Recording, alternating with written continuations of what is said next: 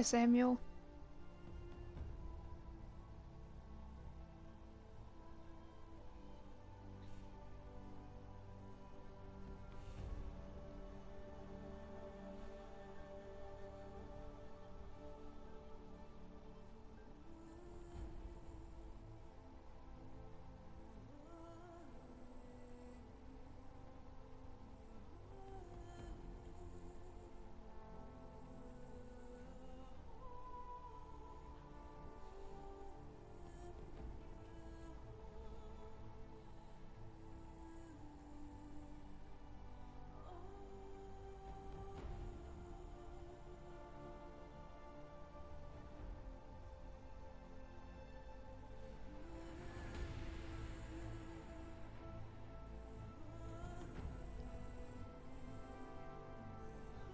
Okay, there we go.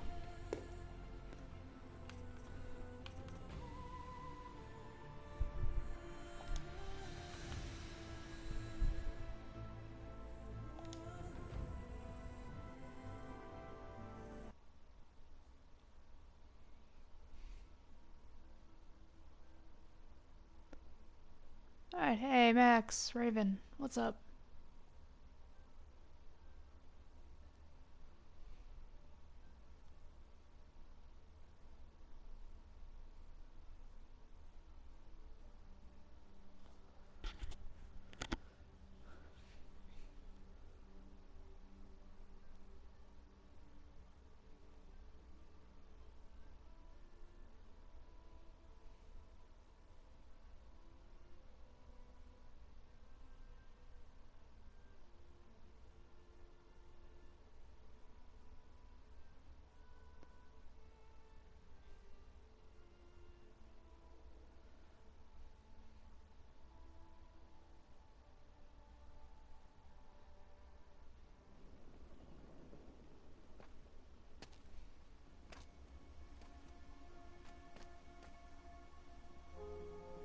Rost?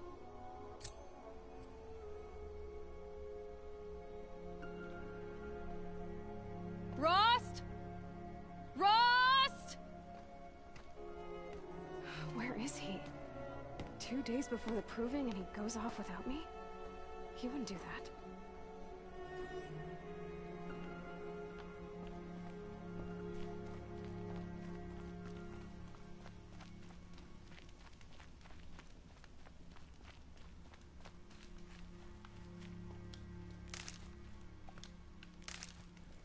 Okay, if I can remember where everything is. I don't have the Frozen Wilds in here. I have to reinstall the Frozen Wilds as well, so we won't be doing that. But anyway, I'm on New Game Plus. Sure.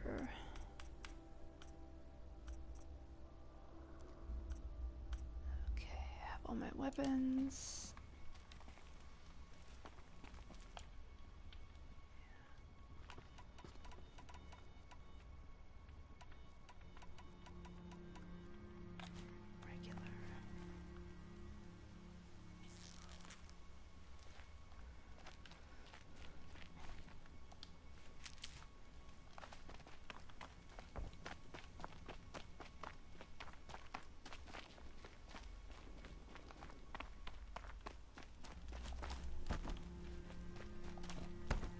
He said we'd go hunting this morning. Why isn't he here? Where's he gone to?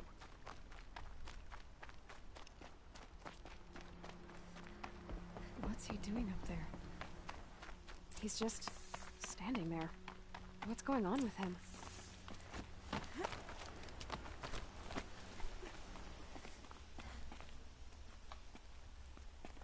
Aloy, you're here. Did you want to be alone? No. We must speak. I've been thinking about your training, Aloy. You've learned to Hey, hunt, Mark's here. Okay. to survive. After this, I'll But bring you I into fear the there's a chat. lesson I failed to teach you. Would you learn it now? Of course. I'll always learn what you have to teach. There has been some trouble recently. It affords an opportunity to learn this lesson, but it will be dangerous. You must come prepared, or you will die. Descend into the Embrace and hunt until you have gathered the parts for fire arrows. Got fire arrows. Fire arrows? What kind of trouble are we talking about? Once you have the parts, you will meet me there, at the gate beyond the village of Mother's Heart. The North Gate? At the edge of the Embrace? Yes. Now be on your way. Is something else bothering you? No, I'm fine.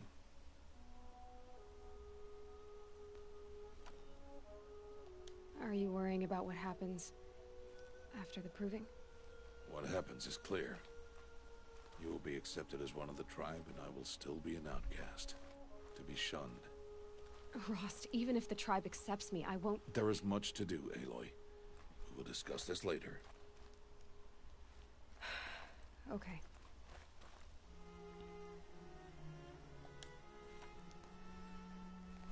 I'll go gather the parts, but I'm also going to pay Karst a visit. Aloy, that man breaks the law every time he speaks to you. And I'm glad he does. I want to buy a tripcaster, and no other trader will sell to outcasts. Stock it with ammunition, then.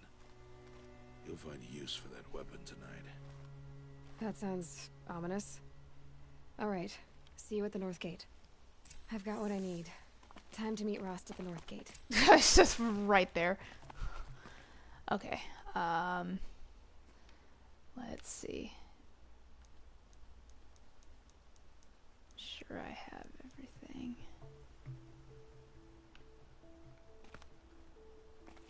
I can't do the thing yet.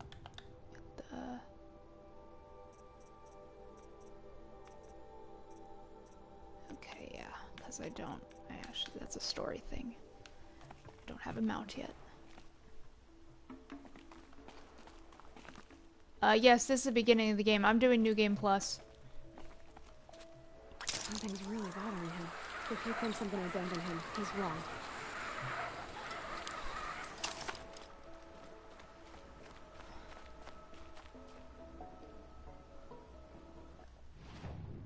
Okay, so I'm gonna hold on for just a second.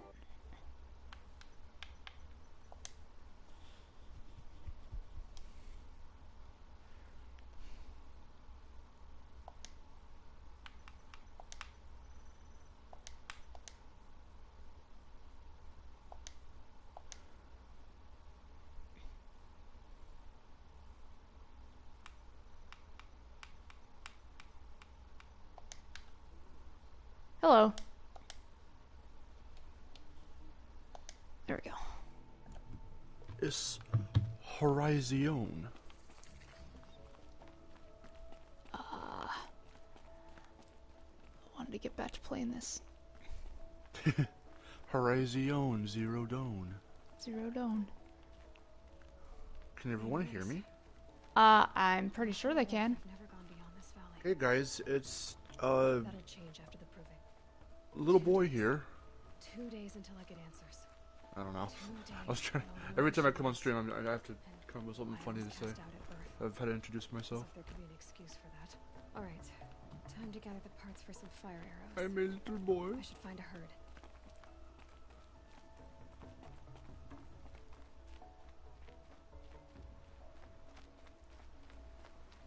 Okay. Did you end up seeing my my only Horizon stream?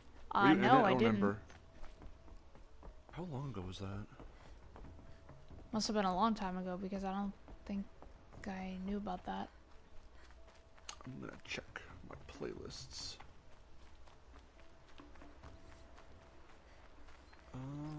If it's anywhere near the begin. Oh, it is. Okay, yeah. I don't even think we knew each other yet. Let's see. Oh, yeah. February 2017. Oh yeah. Well, this is before a lot of stuff. I don't even know if Victor was part of the stream. I didn't have my webcam yet. Way too early then. Also, I just jumped right into the game like an idiot, so like, because what we usually do, we give it like 4 or so minutes before we actually begin, you know, sitting down and talking and playing. So that way, for some reason, when my PS4 boots up a stream, it kind of like screen tears a little bit, and it kind of skips along for the first couple minutes before it actually like starts itself up. Yeah. So that's how come we wait so long before we actually Quick way start down.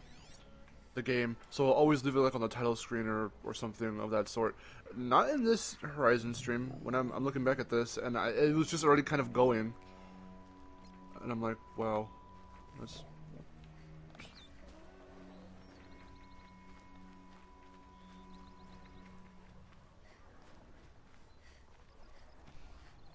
On a scale of 1 to 10, how hyped are you for Forbidden West? Fucking, like, oh my god. That was the one thing I was looking forward to. I was like, come on. Horizon 2, Horizon 2, Horizon 2. And then, freaking, oh my god, I just freaked out. You have the firearms. She saved the best I for do. last. Those explosions and shouts beyond the embrace. Is I like how they trouble you were opened talking about. with GTA and everyone thought, oh my god, GTA 6, because that was like a thing for a while. Yeah, it's like GTA Online. Yeah, it's like, oh, 5 stuff's coming probably, I guess. And it's like, oh. Still a while to go before dark. I guess I'll get some rest. Good idea. There'll be no time for sleep tonight. No, not the fox. Yeah, that was pretty funny. Know your brethren.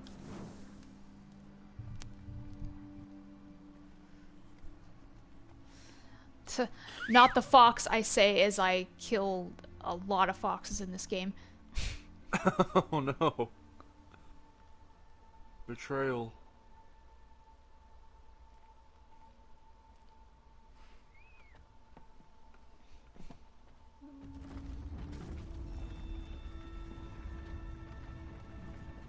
Who the hell cares, Scully? I'm still hyped for it. Opening a gate for an Just outcast? because I saw the trailer, so it, like, Some it made me want to play the first game again. Like, disgrace. so? It reminds me of when Nitro Fuel was going to come out, we did an insane much for stream to tribal law. celebrate. I It's spoke just to them, basically and that. now we must both keep silent, for we are outside of the embrace. I'm pretty sure when Kingdom Hearts 3 was announced, it didn't come out for another 4 years, everyone was still streaming Kingdom Hearts. You have ever faced. That carcass. Or What Final sort of Fantasy beast was also. that? The tribe calls it a sawtooth. And it's something Even a Final Fantasy. angry. Since they first started appearing 10 years ago, they have killed many braves. Yeah. See ya, bro. Okay, bye. It's fine. Follow the path. It's not far. That cabin. What happened to Just it? be an asshole about it. Machine. I'm just reading Raven's. I hope everyone's having a great time. The sort of machine you're hunting now. Oh. I see. Okay, so which console design's better, PS5 or Series X? I like the way the PS5 looks. I'll harvest the parts. What was your initial reaction? Because you didn't include it in the little the little compilation. Oh, I didn't really say much about it. I just said like, oh, I like the white outer casing. I think it looks cool. People are freaking on point. I have to congratulate everyone on Twitter for doing such a great job. The memes are in full force and so fast, like within minutes There we go. after it ended. I'm on Twitter, and people are putting Kaiba's head on top of it, like the white part is his coat. I'm seeing it Oh, yeah, as like yeah, like as a know. building, like a skyscraper. I'm seeing it as someone took their PS2, flipped it on its side, and then put a white binder around it. I fucking love it. Oh, the memes are great. Low and quiet does it.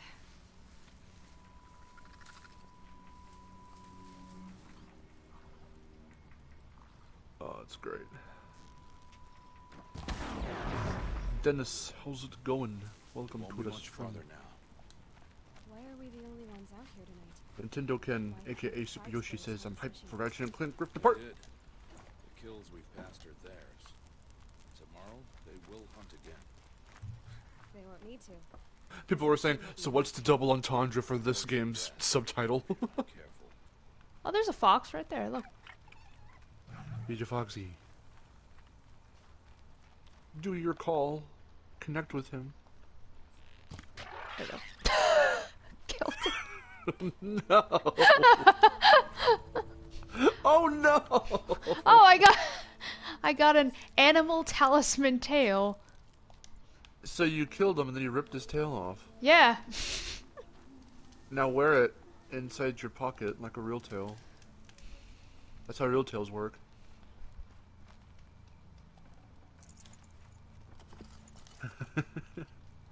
That's how all the tails work. Destruction All-Stars looked pretty funny. It looked like a combination of Rocket League and Twisted Metal. I don't know. I just made a joke about PlayStation All Stars. I think Victor said something like that too. What was I gonna say? Yeah, I'm for one. I don't know how much you want to go into this because of what we plan to record later, but if you still want to do it, but well, I mean, we're already recording it now. Why don't we just do this? This is our live little. Okay. Yeah, I mean, because if we talk about it on SharePlay, that'll just make it seem like a podcast, and I'm trying to make it not seem like a podcast. Okay, that's true. Okay, so we'll be transparent then. I came to Aaron last night asking if we were going to do a SharePlay little mini episode on the PS5 presentation and just talk about. Yeah, that is very podcasty actually. We're going to talk about the console itself, the games, and our opinions. So we'll do it here. I think we can all indulge. Plus, we'll get some live, viewer interaction as well. Yeah, I was gonna say no, but the presentation as a whole was like really good. It was very well paced, very quick paced.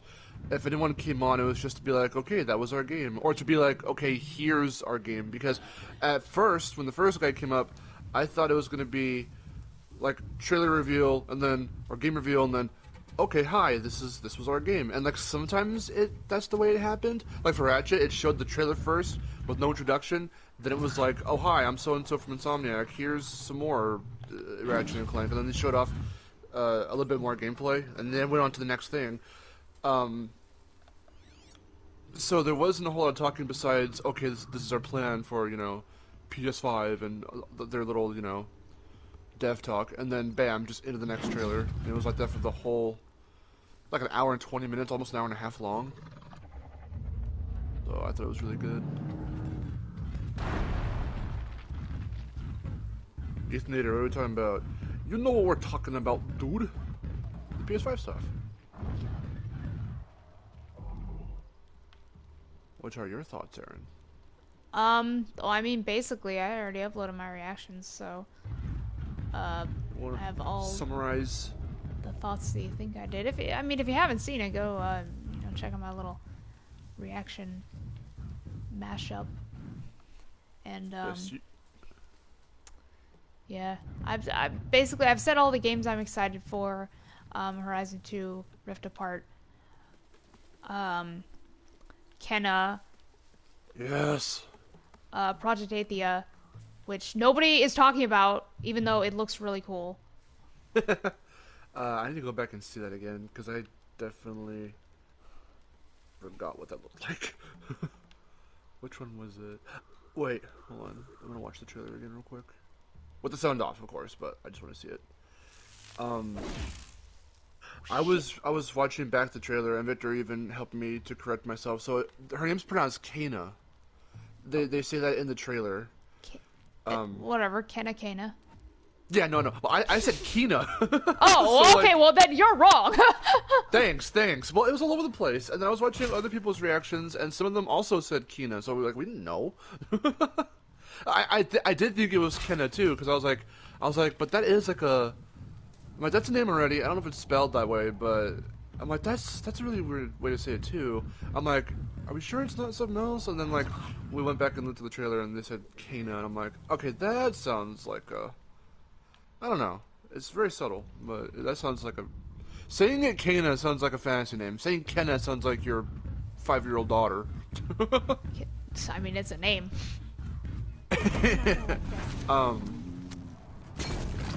But I think that the slight Hold up.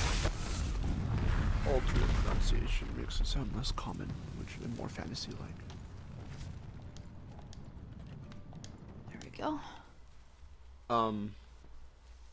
But no, that game looks so good. I'm really hyped for it, especially because we were already slightly familiar with the guys who were making it because they did that Terrible Fate Majora's Mask CGI short, and it's really, really good. Actually, I even did a freaking video on it a long time ago. I did a video on my thoughts about it, and then if anyone's ever seen my Destination Mark behind the scenes video where I showed how I make a discussion video and how I edit the videos, I used that video as a template. So like in that video proper, in the Majora's Mask video, you'll see me like do some small things off to the side as I'm talking about like before and after I start and end the video. And then if you look at the behind the scenes, you'll see that I was like doing stuff with the other camera because I was filming with an alternate camera to show my process of how I set up like my stuff for the behind the scenes. But anyway, I talked about them back then when they came out with that, and that short went like made rounds and went everywhere, went viral. It was really, really good. And I had no clue they were planning to make a game, and it just looks so freaking good. It carries that essence from the short of that tribalness and that very fantasy feel. And I was like, oh my god, like the little sound cues, the music cues, even the narrator throughout the Kana trailer sounded a lot like the Happy Mask Salesman from that short. I was like, oh my god, like it just feels, if you could feel it. And I'm so glad it's a like platformer, like action game. Maybe it's not like a full-on platform, but it might have some slight platforming elements. Well, I don't know. Just seeing it reminded me of Horizon a lot, so I was like, okay, I like this because you got the bow and arrow and you got the spear, and yes, I'm like, okay, there's definitely that. And then little of it actually, for some reason, it was reminding me of Beyond Good and Evil. Yeah, I still haven't played it yet. I need to. I really, really need to. I'll see you at Mother's. Well, because my first thought for a game like this was like, okay, they can very easily make it some kind of action RPG, something like Kingdom Hearts, where it's like, oh, maybe it could have light platforming, sort of, but it's not going to be built around it. It's going to be built around talking to people and possibly even doing tasks, maybe. We've seen too many games like that already, and that's where I was like hoping, and it might still be, we don't know. It's just a trailer, so we don't know what it's going to be like. But from what I saw, like you see me get excited if you see my reaction to it. I got really excited about just seeing how you got your double jump and you're going and you are platforming for a little bit. You're jumping over stuff. And then you got the combat and everything, and I was like, okay, this is more like a Jak and Daxter-ish? I mean, only in the terms of you got some, attacks. Maybe not even Jak and Daxter. Maybe like, what's a good example of a beat-em-up platformer? I don't even know, but it felt less like a Kingdom Hearts RPG-ish thing and more like an action-adventure with light platforming kind of game. And those are definitely my jam, and with this feel and this protagonist, I'm like, okay, I'm on board. This is going to be a really, really cool game. Yeah. I'm looking here. Was it Project Athia? Project Athia. It looks cool. Okay, I remember this now. Let me see. She will rise. Ooh.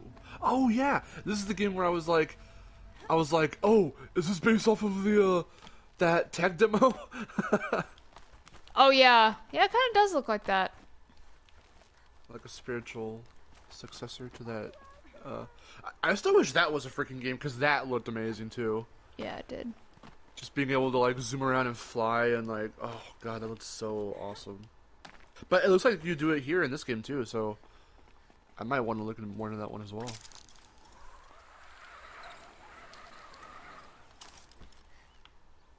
Rom, can you hear me?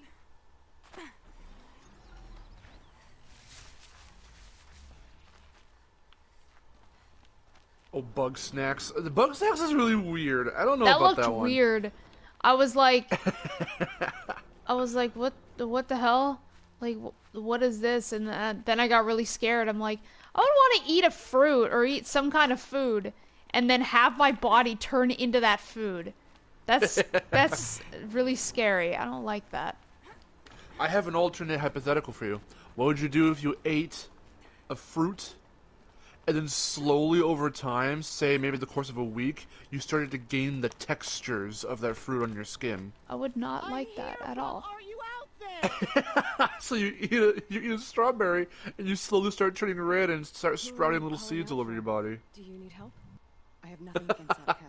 Far from me. Jesus. That'd be creepy. But I shouldn't talk to you. I don't want to get in trouble. I thought it was funny when he ate the little strawberry bug though, I'm sorry. because I didn't mean it to be reminded careless. me of Foster's Home for Imaginary Friends He should have come home when he's like and when he like creates the covered in pizza blood. and it's like, howdy do, I love you, and then he starts eating it and it goes ah! It's so funny. Oh my god. Ethan, I wonder if Half-Life Alyx will release on PSVR if they continue. They are going to continue the PSVR on I won't be a PS5. bother. I know how They're to going to stay update it upset. and make it better. I'm faster on my own. I don't know, That is maybe. how it must be. Just find him then. Please. I rewatched the trailer for AT. It looks great, but given it's Square Enix, prepare to wait an eternity. Yeah, I know. That's fine.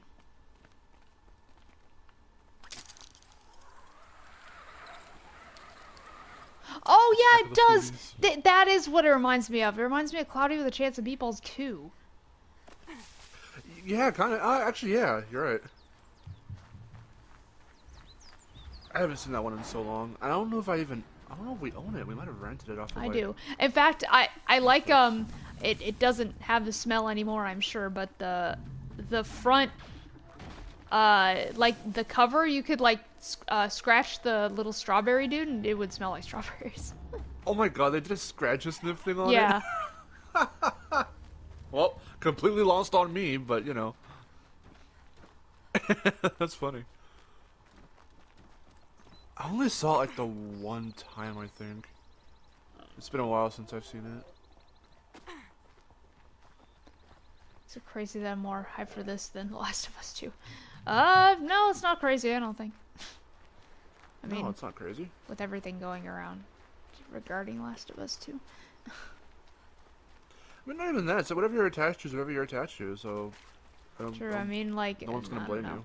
whichever one you like the most. I haven't even finished The Last of Us, so... Me neither. I've seen basically the whole game. Like, a lot of in-between gameplay bits I haven't seen before, or yet, to this day. But the majority of all the major plot points and stuff, I've seen. Like, The fuck are you doing? Bam. Okay. also, Good. I would know those major cutscene moments very, very well at this point because of the freaking Swedish film we shot a long time ago. It's time. Yeah. We had to watch them over and over again so we could recreate them in a very poor fashion. Yes. Dear God. Yes. Well, I should bring the DVD over so we could watch it. Than I expected. We made a DVD. So close before. Oh, you made a DVD, did you? I guess everything's We made one of the base game, and then like a half a year or so later, we did or a year later, I think we did Left Behind. Look for High Matriarch Tirsa. She'll help you. I played a zombie in that one. It was really weird. I did all this extra detail that no one will ever see in the film. Back home in a few Like, days? we went to this freaking park near where I live, to shoot somewhere like near the end. I think it's when her friend dies, or whatever. And then Take this. Too. that's where I was playing the zombie. And so, because we didn't have anything fancy like we put on my friend for when he was a zombie, or rather when he was a clicker from the first initial Swedish film, Yeah. we No. just drenched me in fake blood, and then I looked the exact same. I didn't get into any kind of like figured out. I'll come messed to up you in looking secret. clothes. I just wore my regular clothes. I'll be the one They breaking put the law, not you. fake You blood don't even on have to talk to me. my skin and on my arms and on my face. And then I was like, oh, well, in case they get any close-ups where I'm like trying to attack them, I went and I found some dirt and I just drenched my hands and my fingers in the dirt so I can get it underneath my fingernails and make it look really like gross. And Ew. that kind of detail you're never gonna see. I don't like it. I wanted to make it look like really like visceral and gross, and like I've just been wandering about for like a long time. I see. The Last of Us Sweded. It's on YouTube, on West Side Studios. Why am I plugging this? Don't watch it. Everything you did. It's very cringy. And how you helped prepare me for this day. It's very cringer. It's very cringer. Thank you. Heavier than it looks. But the cord is strong. May All Mother bless you, Aloy.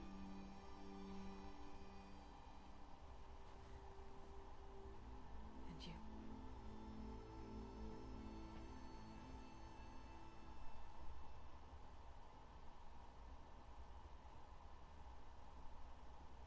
Yeah, let me know when any cutscenes come up in case you don't want me talking during them. Please. I have to keep my mind on the proving. So then, will it become a Mighty Battle Cat? Yes.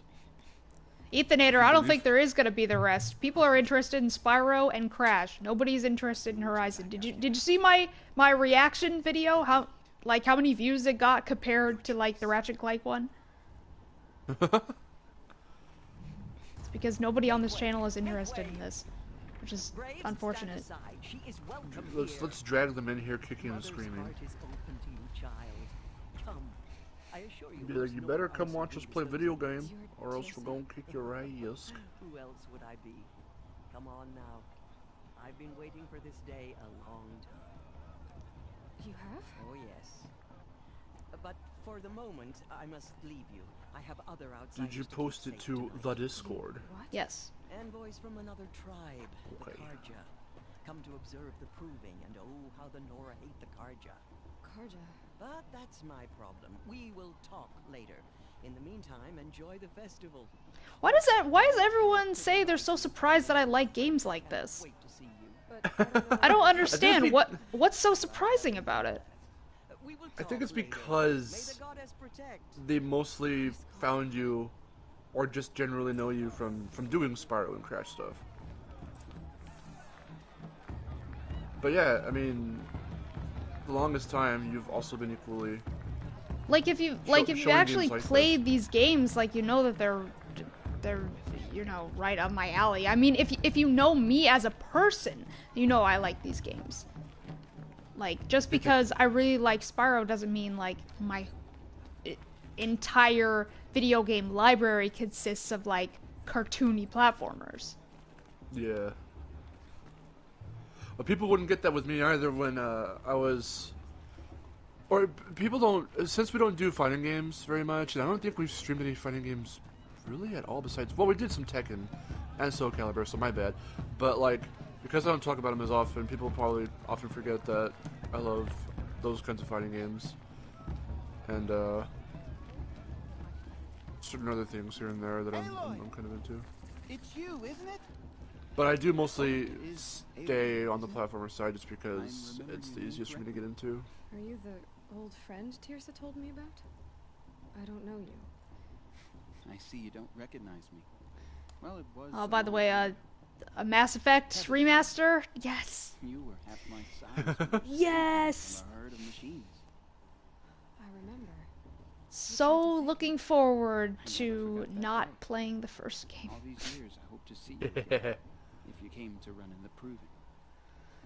As you can see, I didn't turn out to be much of a hunter. I served the tribe as a stitcher instead, a maker of garments and armor. In preparation for this day, I've made an outfit for you. Like, did it say that it What's was? going to cost? Cost? Nothing. Did it say that it was like Consider the thanks PS4 or I is the tried to give remaster years coming to ago. PS5? Long overdue. there. I don't remember. I'll have to look Try it it on up whenever in you just a feel minute. I'm gonna tweet out the stream. Thank you, Tip. I've never had anything like this before. Well, it's yours. I think you'll find it affords more protection than what you were wearing. Every outfit offers some advantage. It's always a trade-off. Anyway, I shouldn't keep you any longer. Head for the Matriarch's Lodge if you want to find Tirsa. You'll know it when you see it. A large wooden building with an angry mob waiting outside. Tirsa said something about envoys from another tribe. Mass Effect Trilogy Yes, that's what the mob's Remastered angry to about. release Karja this visiting our fall. sacred land That's what it for the says. first time in years. I'd expect to see some tomatoes. Okay. fly. Maybe Well, if it's fall, then it's PS4. hopefully not spears. Yeah. In any case, I wonder if there'll be like another one for the PS5. But whatever, I'm not getting rid of my PS4 anyway, so.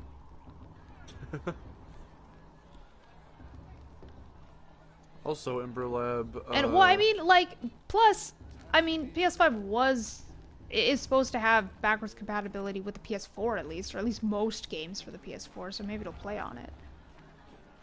Yeah. Coming out so close to the PS5's release or launch, I would assume that if it's happening, it will be compatible. Yeah, I mean, it would make sense. Oh, I wonder if you could, like, Get down from there. if you install, like, the first Horizon on the PS5, like, if you could start Horizon 2, like, with all your stuff. Down from there. Now. I don't know. Like, it'll copy, like, carry over save data.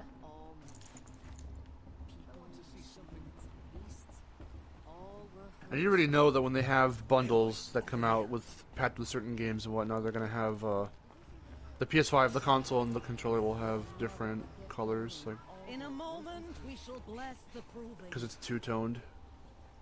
But first, Yeah. we have guests to I can see that happening. That'd be I really hope it happens. For That'd be 2 pretty cool. years, we have been at peace with Akarja. It is time to restore our bonds of trade with Meridian. These envoys. I like that they went with the lighter come to color us too. This is the under first a time banner since the of PS1 that they went with the lighter color. Yeah. It is really interesting. It's like, it's almost kind of jarring. I'm like, oh my god, the white. I'm just worried that it's gonna get dirty faster if like little kids get a hold of them and they've got like dirty fingers. Yeah, it's definitely gonna get, Smudge like, marks. dusty. Not Karja. So I'll put it to you straight. The 13th But, Sun King was a murderous bung. So I'm hoping like, He was. since this is just the base announcement of everything, various games, first look at the console, I'm hoping that they'll probably have later down the road, in the next couple months or so, like, oh, here's an alternate color, here's like black and white, so like the white part is black and the black part's white. 2 years. Mm-hmm. Who killed him? That'll be The interesting. 14th. I wonder if That there's would be like cool. gonna be like a full black Not because version. he lusted for power, but That would be because cool, too. someone had to put an end to his father's atrocities. I think my only small gripe, not with the console design, but with the controller, is the fact that the face buttons, The buttons aren't colored. they're not colored. Yeah. So I know they're trying to go with that futuristic, sleek look or whatever. I think at the very least they should have made them glow. Even if Yeah. it was just one color, like blue or something, They or should have like made whatever them glow color. blue, just like the little strappy sides of the button. The light bar, yeah. Yeah. Or whatever color the light bar is, the face buttons could turn that color too. The dress straps. Little spaghetti strips. That would be a really cool idea. He's wearing a focus. Just like you're the only other person I've ever seen wearing a focus. Where did you get yours? What? Because now its identity is a little kind Wearing of, one of these? it's made a little more generic, and it doesn't stand out as Tribe much. fears the Just with, at least with those, Who with says the I'm colors Eleanor? missing. Oh, yeah. I mean, yes, it makes it look more complete in terms of, it makes it look more, it fits in with the aesthetic, Apologies. and nothing looks jarring on the controller, it's just the fact that now it looks a little too generic. Locals, are we? I'll... Yeah. Because those colors were always there, unless it was like a third-party controller, which doesn't exactly count. Yeah, It's that's not true. Sony. Whoa. Every guess he's more Sony-based hungover than I DualShock thought. controller has always had the colors for the Hey. buttons. Yeah, He it's got the always same been there. trinket that Olin has on his head. So it's gonna be a little weird, but When did it's those fine. become fashionable? His name is Yeah, I also- would have yeah. preferred someone did like a fan Ah, he's design just a scrounger with like friends in high a places. colored Now he spends half his time like digging colored for buttons and a artifacts colored the other half logo on drinking it or too. dicing. Ooh, yeah, they dropped the Trinket? colored I logo guess like he dug it a up long time ago. They dropped it Weird with old the shoe PS2. sticks on his face. Yeah. No offense. That was the last time they Looks had great it on you. because it's the little logo on the PS2 that you could turn around. I was just telling that to Victor yesterday, because people were saying there was some article like, "Oh, don't worry, people, you can still Interesting. put the PS5 down on its side and still." Well, he scours People are the wondering, aisles well, for ruins, digs up do we stuff, have to and sells have to it stand nobles. up? Like, no. He's not scrounging. Oh right, yeah. I was thinking like, of Exactly course the they'd have skills it you want on from any its guy in side. your That's the only way I'm position. gonna be able to fit this in here. I've known him for a few Exactly. years. Yeah. I don't Because know like the hell I've got my Characters PS2 family and folks PS4 interact well standing with. I straight like up, it, but besides and that, not much to tell. where my PS3 is right now, it's this is a console that you cannot like stand up because it's the slim model, and that yes. just won't work. Yeah, I don't know how I many should make versions of a the PS3 they designed Look, maybe I shouldn't for say it to be this, able to but stand vertically. it's Definitely obvious not the that you top don't loader belong in version, this because that one, backwater. like, I mean, in its name alone, I it mean, has to be you're smart. sitting You're flat obviously down. capable, and Well, I mean, look the at original version, I think, did have it. The slim version, I mean, you know. yeah, it doesn't look like it If might you work, ever but I don't know if visit people actually Meridian, do let me that with I'll it. show you around. Like mine, I'm looking at mine right now, Give me or a rather, it's whole my new mom's, life. but If you ours want, right here. That I'll phone even is ringing. introduce you to my sister. Yeah, I know. I hear happening? it. She's got more connections. Sorry about than I that. do. I thought you said wait. she was captured and killed. Oh, Max is cool. asking, what are your thoughts on the all digital version? Captured, Okay, yes. so Killed, no. what does that Except mean? for Does the that mean cartridges it they doesn't first- have like a disc got away. like drive you could Now she's only captain of get the digital entire games? band. Yes. Okay. Yes. It's quite a story. Maybe I'll tell So, you sometime over a drink. someone had said Anyway, I have to go. on Twitter, Blessing. they had a prediction. They had a predicted quote from some time ago, and they said, because I think Series X is doing this too. They're having two versions, I believe. Yeah, where it's like they go, if PS5 also has a digital version of the console where it's, you have to download the games. They're predicting this might be the last generation that supports physical media. Yeah. Which means if they happen to make a PS6 or anything in the future, that it might not even come with a disc tray or anything like that. Which I hope not, because I mean that's just the. I don't understand why. All of a sudden, so quickly now are we trying to dismiss physical media? I know everything is digital now and has been that way for over a decade, but like you can't replace physical media. Not just because you stylize it and you can make it look cool when you have a box art or have something for a game or a movie or even a CD. CDs are the first one to just they're not fizzled out yet, but I have this bad feeling that they're going to be soon because everything you've got the Apple Store and you have all this other stuff, or iTunes rather, and all that stuff, and Yeah. Okay, it's just gonna disappeared. fizzle out. Sisters, Because I remember going into Target one time, and before each I was looking at the music, sits a and it's just prayer lantern they've crafted by your withered mother. down the music In aisle her honor, in terms of physical CDs light its to flame. just a small little segment when it used to have a double-sided shelf whole aisle, like two aisles to itself of all Yeah. these CDs, whether they were old or all the new stuff, but there was an assortment there and it was this thing. And now it's just got the newest hits, which are like, oh, here's the newest, now that's what I call music. Here's, I don't know, some other people. But it's like, here's maybe a soundtrack to the latest movie, and it's like, but that's all it is. Like, that's literally, here's a soundtrack to a movie, here's a couple artists, and here's like the latest, now that's what I call music, and that's like basically all the CDs are now, and it's like, really? That sucks.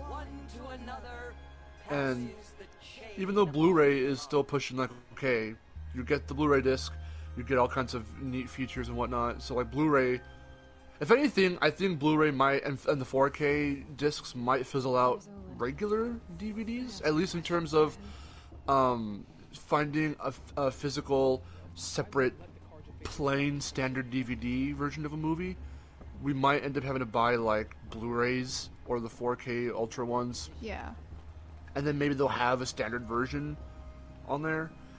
But like, I don't know. It's really, really weird. Because if you lose your data, everything's data now. But if you lose it, well, it's gonna freaking suck. And you have to go through the customer support and go through. Huh? Why are there so many? Get out of my way. Okay. I'm not even paying attention. I'm going on this rant and I'm like not even paying attention to what's happening in the game. Is this what it feels like to be walking around people like that in real life? Yes. I'm really not going for clouds. They're all like going one way and I'm trying to go the other way. Stop dodging my questions. You're going against traffic. Only fire. I got nothing to hide. Ugh. Yeah, Wakel says, what would happen if something happens to your console and it breaks or corrupts? I mean, that's why they've got that's why they have the cloud, so you can save all your crap to that, and it's this little digital bank of all your data and whatnot, so you can but that part, the stupid part about that is that sometimes it sucks. I remember when I first got my Xbox One, and I got Sunset Overdrive. It was a used copy of Sunset Overdrive. Well, because we don't have memory cards and stuff anymore, when I first popped the disc in and tried to play it, I couldn't even get into the game to start a new game, and I thought it was going to be completely wiped and new, like it should be, or if anything, the disc itself would have the old save data from whoever previously owned it, like saved onto the disc. No, it was trying to connect me to the cloud to bring back that person's save data, and I'm like, no. I want to, and then I had to connect to it and make a password and all this shit. And it's like, why can't I just pop in the game and start a new game? Why is it trying to connect to all this shit to give me data I don't want from someone who previously owned the game? Like, and how can I even connect to me when it's a completely different Xbox? Yeah. And is it because it's the game? Like, it has to be because of the game, but it's stupid and it's time consuming. And it's confusing half the time, and it makes no sense, and it's dumb. Maybe I just don't understand it, and I'm the dumb one. That could very well be the case, but there was just the simplicity of having your fucking little memory card, and there's your data. Now, you don't have to save it to any digital-ass thing that could, when your shit corrupts, and, oh no, now I have to spend all this time trying to get my data back. Like, no, that's why you had a physical card for it. I just hope the PS5 isn't, like, too bulky and I could actually fit it in here. Yeah, since we don't know what the actual scale of it is, because it looks really in the real world, tall, kind of. So yeah, like I really hope I can fit it. I'm sure I'll be able to, but I don't know. I need places for my games too, because all my PS4 games are on this side. I don't have anywhere else to put those. I think I should have. I don't know how I would have, but I should have started this during the quarantine a couple months ago. But I should have cleaned out my room so I can figure out what the hell I'm gonna do with my setup. Because for about a good 2 or so years now, I've been thinking about changing my room up, which will be the first time I've done it in a very long time. Because I've kept my room like basically the way people have seen my room through my videos is how it's looked since I first inherited the room after my grandpa passed away, and that was more than a decade ago. Yeah. And like I've kept it like where my bed is in the corner and all that stuff. Really, even that was carried over from how my grandparents had their room when it was theirs. We've always kept it structurally the way where things like dressers and the bed is placed. We've kept it relatively the same.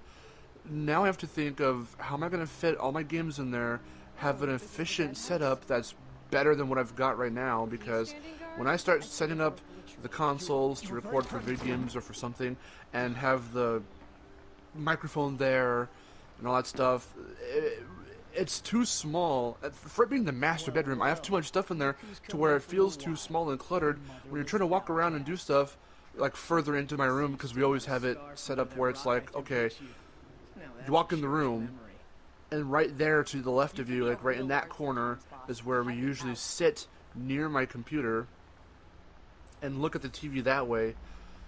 and it's not head on to the TV, so I have to move the TV Aw, you even try to dress to face like a us. Leonora.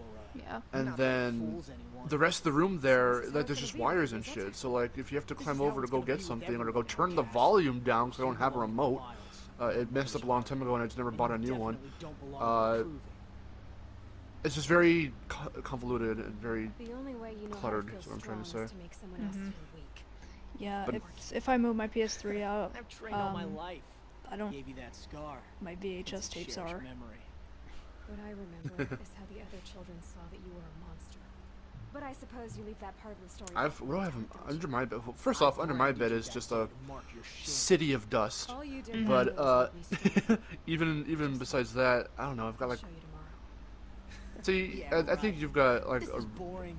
a really good, Time for Boss to get some like under your bed. It's gonna probably look nice You'll under be there. the Maybe one maybe it's surprised dusty, but tomorrow, you've got all Outcast. your stuff in there. Not me. Mine Oh, is are just you a gonna shut mess your mouth? again. Like Because that would be a surprise. I've got dust. I've got like old shoes that I haven't thrown out yet. A couple like other stuff that I don't even. I've got this giant ass plastic tub of all my old CD cases because I never wanted to throw them out. Oh, I know. I wanted to keep all of my CD cases from like when I was a kid. They'll finish the proving. Most of them. Because all those CDs, I put them into. My mom bought me those like jackets. You could just slip you could unzip it and then slip the Nice to meet CDs in you, there. Vala. You're right. So I have like 7 of those just filled with Never all these celebrate a victory CDs. before it's earned, girl. My mother taught and me all the that. actual Now, cases if for you'll them excuse are in me, that I'm gonna get tub, some and that's under my sleep. bed. I plan to be well rested when I run you into the ground tomorrow. Your Well, box right with the there. PS5 coming out, and I'm gonna, obviously get it. I don't know where to put it. Like I'm looking over here right now in my living room. I got my PS4. I got the Xbox. The Xbox is actually in my room because we're filming. We're recording Super Lucky still, but normally it's on the bottom You've never slept in a normal row, before. right below my PS4. Right now the GameCube's in here. We've got the 360 on the other side, not even plugged in. It has. All my PS1s and stuff are in the room, just kind of there. I have to find a place for them.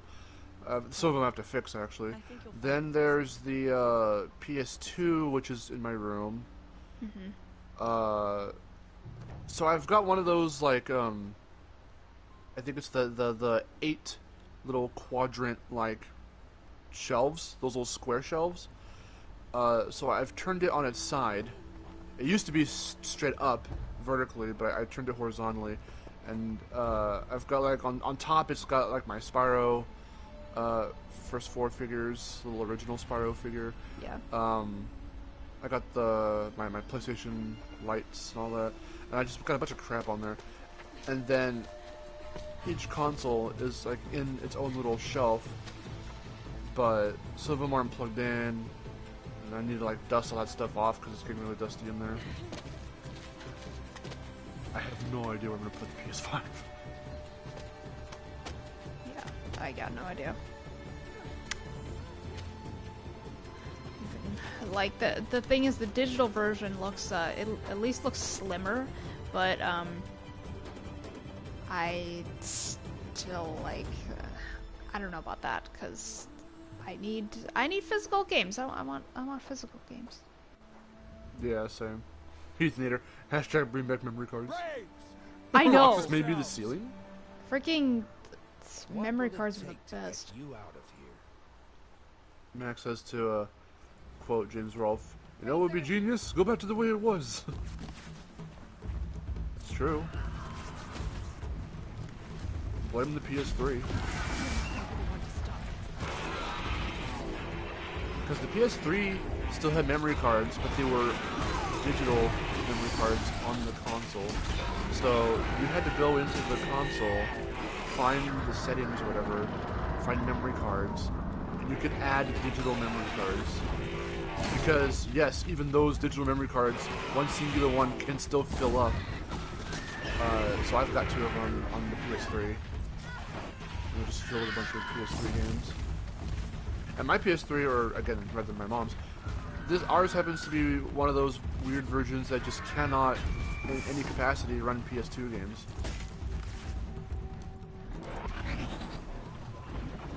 Because some of them, the earlier PS3 models allow you to fully just play PS1, 2, or 3 games with nothing, no strings attached. Some of them, like, well, some other ones, you have to go into the PS Store and get this little free download application for the PS2 that allows the console to run the games. And then you have ones like ours where even doing that, you just can't play PS2 games. It won't read the disc. But PS1 games play just fine. Yeah.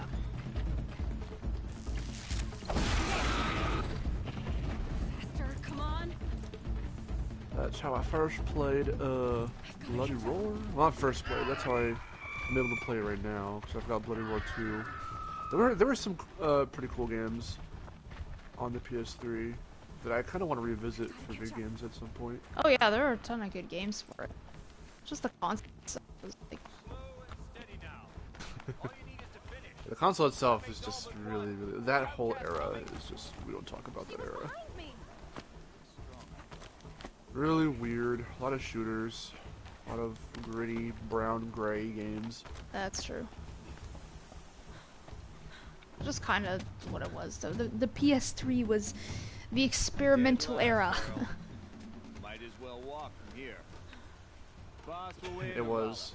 You'll be made Well, it was the hardcore gamer era. They were like, okay, our audience that have been with us since the PS1 days are maturing, so because of that, we need to, you know, and because we can achieve more realistic graphics for the time, we need to show that off with, you know, I guess they figured, well, you can't show that off with cartoony games, you need to show it off with more grittier games. So we've got Resistance, and, even your Mass Effects and whatnot, but then we also have, like, Infamous, yeah. like all these, so everyone who was doing platformers now just switched over, you know, got Uncharted. Portal is an example of still being, you know, somewhat colorful, having a sarcastic sense of humor, being kind of mature, a little edgy, but not too edgy, oh god, and just having fun with it. There we go. Faster. What happened? I slipped off the edge. I saw it. He's near the PS3. PS3 is weird, right? PS3 is weird. Good. I'm gaining. That's looking. I'm glad that they started to refine the kind of stuff that they established with the PS3 on the PS4. And I can only assume that they're going to do the same for the PS5. Everything that they, you know, ironed out for the PS4, they'll probably expand on for the PS5's like UI and the menuing and all that.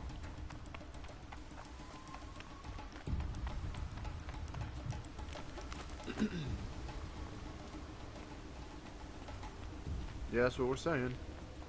Later. I just like how everything was so washed out and edgy in the mid to late 2000s. That was the whole era of PS3 and Xbox 360. My least played PlayStation was, I mean, probably the PS1. That's crazy. Well, because once I got the PS2, I got rid of my PS1. Yeah. Yeah, I know.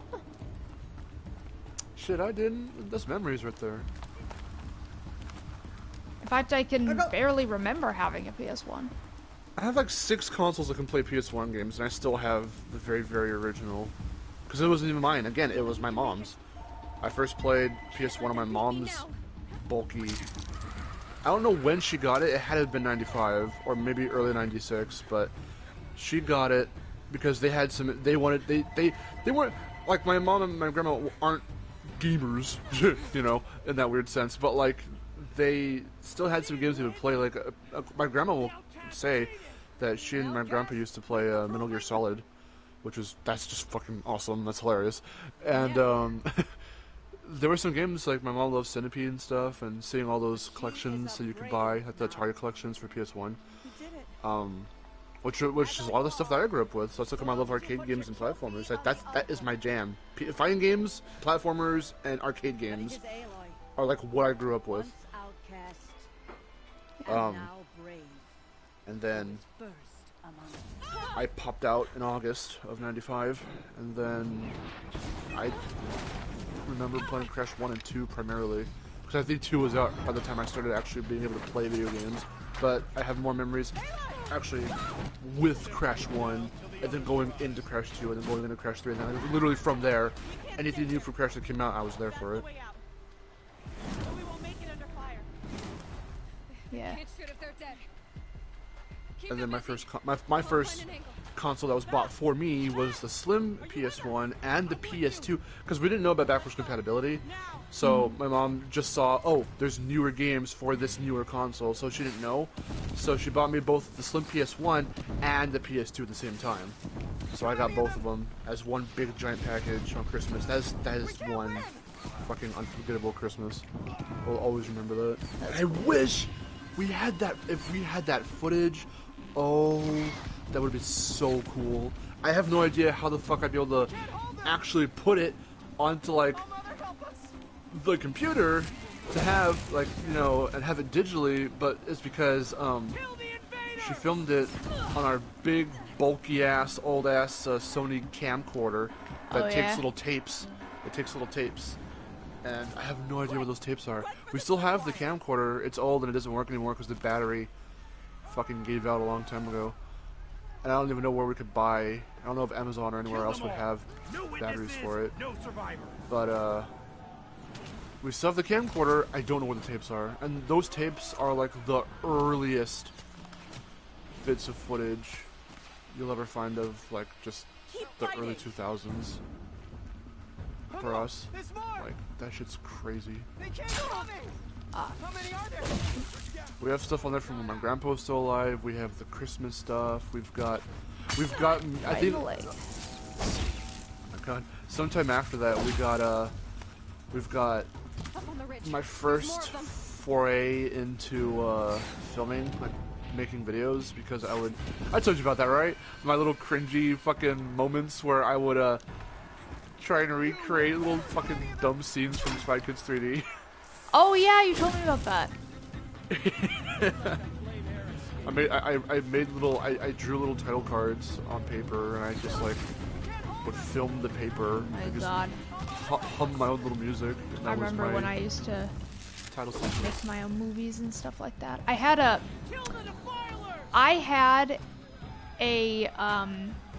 like a little recorder thing called a Digital Blue. Nice. Look it up. I don't know if you remember that. Let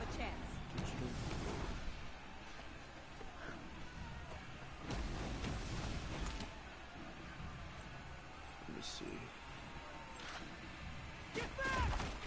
Oh, now we got quite a few people in here. I don't remember seeing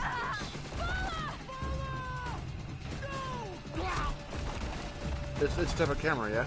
Yeah, you're like, kind of like, it's kind of got a weird shape of like, you know, hold it like you would expect, and then it's got a little button on the front. I would like record little videos and stuff, and then it also came with like its own program where you could edit together the movies. I see it here. Wow. I think I still have it. I'm not sure. That'd be awesome. Because I also had a bunch of like little flip cameras like that. They were all really weird though. Like the one digital camera that I had, that I filmed a lot of stuff on. And actually, what we recorded our old Pinbuster stuff on was this little digital Sony, little tiny black Sony digital camera. So it was really good for its time, I suppose, like back in like the late 2000s, but the the video quality was shit, which you can see. You can see it if you watch the old Pinbuster stuff. It's just very low quality, very like 240p. It was so bad, but we loved it. I loved it. I loved my camera. I used it more for the pictures because it would take really good pictures. Actually, the pictures, some of them came out fucking amazing. I took this one picture of my hamster. Her name was Rocket, and I took a picture of her with that camera, and it came out looking fucking clean. It was so good. It looked nice. It even had it even had a depth of field effect to it, which I didn't even know could happen on that little ass camera. And you could see her all up, and you could see her fur and everything, and then like the background's a little blurred. I didn't make it look like that. It came out like that. Nice. All I did was point and click. And I had the flash on, so she didn't freak out about the flash. She just kind of stood there like, oh, okay. And it's a really damn good picture of her. But the video quality was shit. Was it as shit as remember when we were watching Power Rangers and the quality dips for the Sentai footage? It's about on par. I mean, it's just not very good. If you've watched any, like, I don't know, how would you describe it? If you've watched any, who can I compare it to? I don't know. A lot of even big YouTubers nowadays, when they did stuff a long time ago, you know what? Kind of like JonTron. If you look at John's old stuff, like his Daikatana review, and how it's like very low quality and stuff, it's kind of like that. Like our Painbuster stuff was as old as like that. It's like February 2008 or 2009 or something like that is when we first started. Yeah. But I love how Detonator, classic childhood filmmaking. Dude, yeah. I wish I had a lot of my old stuff. Well, I both do and don't, because I hated I hated the way it came out and whatever. And because I'll always be like, everyone always says, oh, my old stuff is cringe. I mean, it is, mine is. Everything's but cringe. I would love to have it there for the history of it. So people could say, well, how'd you get your start? Well, one of my friends, one of the kids I knew from school, from elementary school, did this thing where he took his hand, took his index finger and thumb and pinched them together, took the middle finger and arced it to make a little tiny face, and then you can move your index finger and your thumb to make him flap his little mouth. Yeah. I took that and I made a character, Mr. Fingers. And Mr. Fingers was a little hyperactive little dude, and I would film. It's me filming my hand, being like, "Hey guys," blah, blah, blah, blah. And then I just took a bunch of little. I was watching like old school Super Mario Logan and all the other Mario plushie kind of videos. So we had a bunch of toys and stuff, and it was toys and as characters and Mr. Fingers, and I would film it in my backyard, and I would edit it in Movie Maker. And that was our little show for a while, and I would show it to like my mom, and my grandma. It was before we got on YouTube, so I never uploaded it anywhere, thank God. But we had some good stuff. That was my God, fucking memories, man. That was my foray into doing what I do now, like being able to wanting to like make stuff and film and just editing, recording, editing. Yeah. There was one thing I did, and I could have sworn I uploaded it to Painbusters, but I don't think I ended up doing it, because I can't find it. But, for my mom's birthday one year, we had gone to the zoo, not for her birthday, we had gone to the zoo before then, and I had bought this monkey puppet, and I was making them do all kinds of funny, dumb shit, and so what we ended up doing was I filmed there was one of those Punk Goes Pop. See, does anyone remember that? Punk Goes Pop.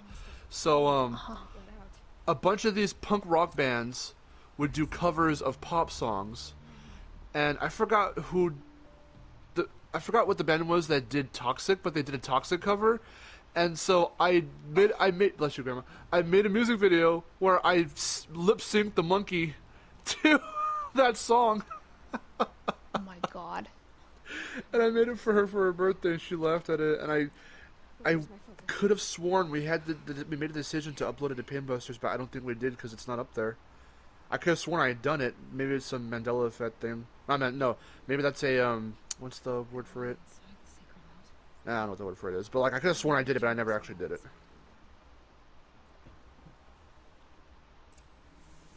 That was me in the late 2000s, early 2010s.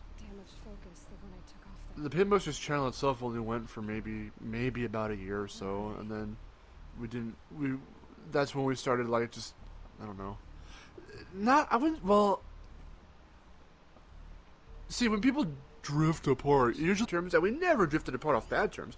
We're all still friends, me and Michael and Javier, but we're all grown up now. I mean, Javier's got a family, he's a dad, and, like, wow. Michael's going around doing stuff, he'll go out of town with his dad and help him with jobs, and he has a girlfriend in some other state somewhere. Even though I'm still kind of doing what I'm doing now, but we've all, like, grown up, and the last time we saw each other was when my friend's grandma passed away, and that was the first time in years that all three of us got together like that. I wanted to take a picture, but Javier left early, and I was like, damn it. I wanted to take a picture and be like, hey, the Painbusters crew, 10 years later. With the rest of my face, it must be the damaged focus. The one I took from the killer. It's close. But that's what ended up, Painbusters ended, and then we all just started doing our own things, and then, I met Wes, and, I was in 6th grade, he was in 5th grade, and then, because then I had already, I was already in 6th grade going into, junior high. I went to a different school, so I didn't see him for about 2 or 3 years, or 4 years, I think, because then, 7th and 8th and 9th grade, no. 10th grade is when we met back up, and then literally the rest is history. I met back up with him in geometry class. We had geometry class together, and then we caught back up, and yeah. Wow. That's what started. And then randomly we were like, oh hey, we should make another YouTube channel. I had one before, but we should do... I forgot, I was like, we should do reviews, or we should talk about games or something. And that's what started it, and then that was Suicide Studios. That's cool. Siberian Dante. Siberian Dante, hi. Well, Raven said he came back, he just missed my whole spiel. Let's start the tale again. So, no. I forgot where it started. I'm sorry. I do this a lot, and I'm sorry you have to put up with it. Because we're talking about PS5, we talked about older. Don't get me started. I'm gonna be one of those... You're gonna have to take special care of me when we grow older, and because I'm gonna be one of those old guys that's like, I remember back in my day. And I'll be like shut up! You get the broom and smack me in the face with it. You already told this story a million times. Freaking what was I gonna say? Because yeah, don't get me started on a bunch of like how it was with games or the culture back in the day. Because look what happened. I was like, maybe they should have. I was like, maybe the PS5 should have memory cards. Maybe the PS4 should have had. Oh my God, bless you, Victor. Jesus, everyone's sneezing. But maybe we should have memory cards. I was like, oh, memory cards. I was like, oh, old PS1 shit. Oh, my childhood. And it just kind of devolved into folk tales of my youth. Yeah. Gianni, Mark, you aren't an old guy yet. Thanks. Things? Question mark. The tales of my youth. I'm gonna end up being one of those old people. Where I'm just gonna be like. There's supposed to be some secret object in here.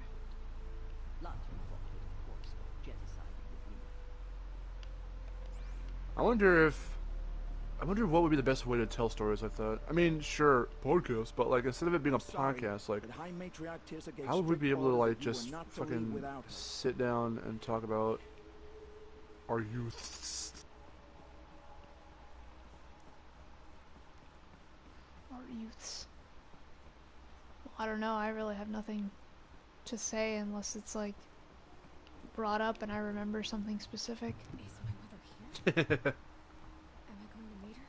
It's complicated. Please, just follow me.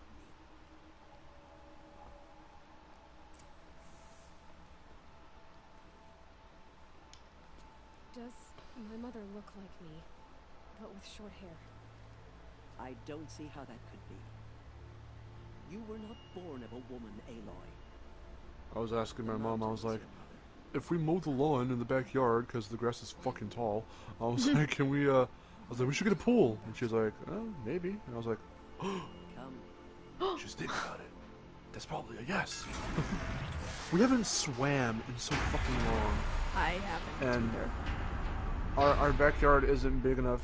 It could be, but it really kind of isn't to be able to actually get a pool installed and built into our backyard. Because our neighbor, our friends next door do. They've had one for a long time now. But we can always go back and get, you know, a big old inflatable pool. We haven't done that in so long. That was always, again, I'm not going to divulge into it too much because it's another childhood thing, but I was going to say that was just the cool thing about when you would finish school, finish your year, and that back when summer felt like it was an eternity. And look, we're already almost halfway into June. That's crazy. And we would just have our slip and slide or our pool. Some years, maybe both. And Well, summer always feels like summer to me because it's hot. that's the only part of summer that never. Yeah, that's when I know it's summer. It's fucking hot. I sweat like just by standing.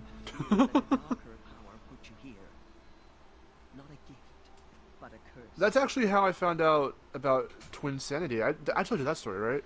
This isn't a goddess. Aloy! No. It's Or a door. did you? I don't know. Which story is it? I was with some of my friends, and we had a pool in the backyard, and it was for summer. And we also had in the backyard. We also had we had a pool in the backyard. We also had there was this like childhood preschooler ass like little playground set with a little slide that we still just had around, so we would mess with that.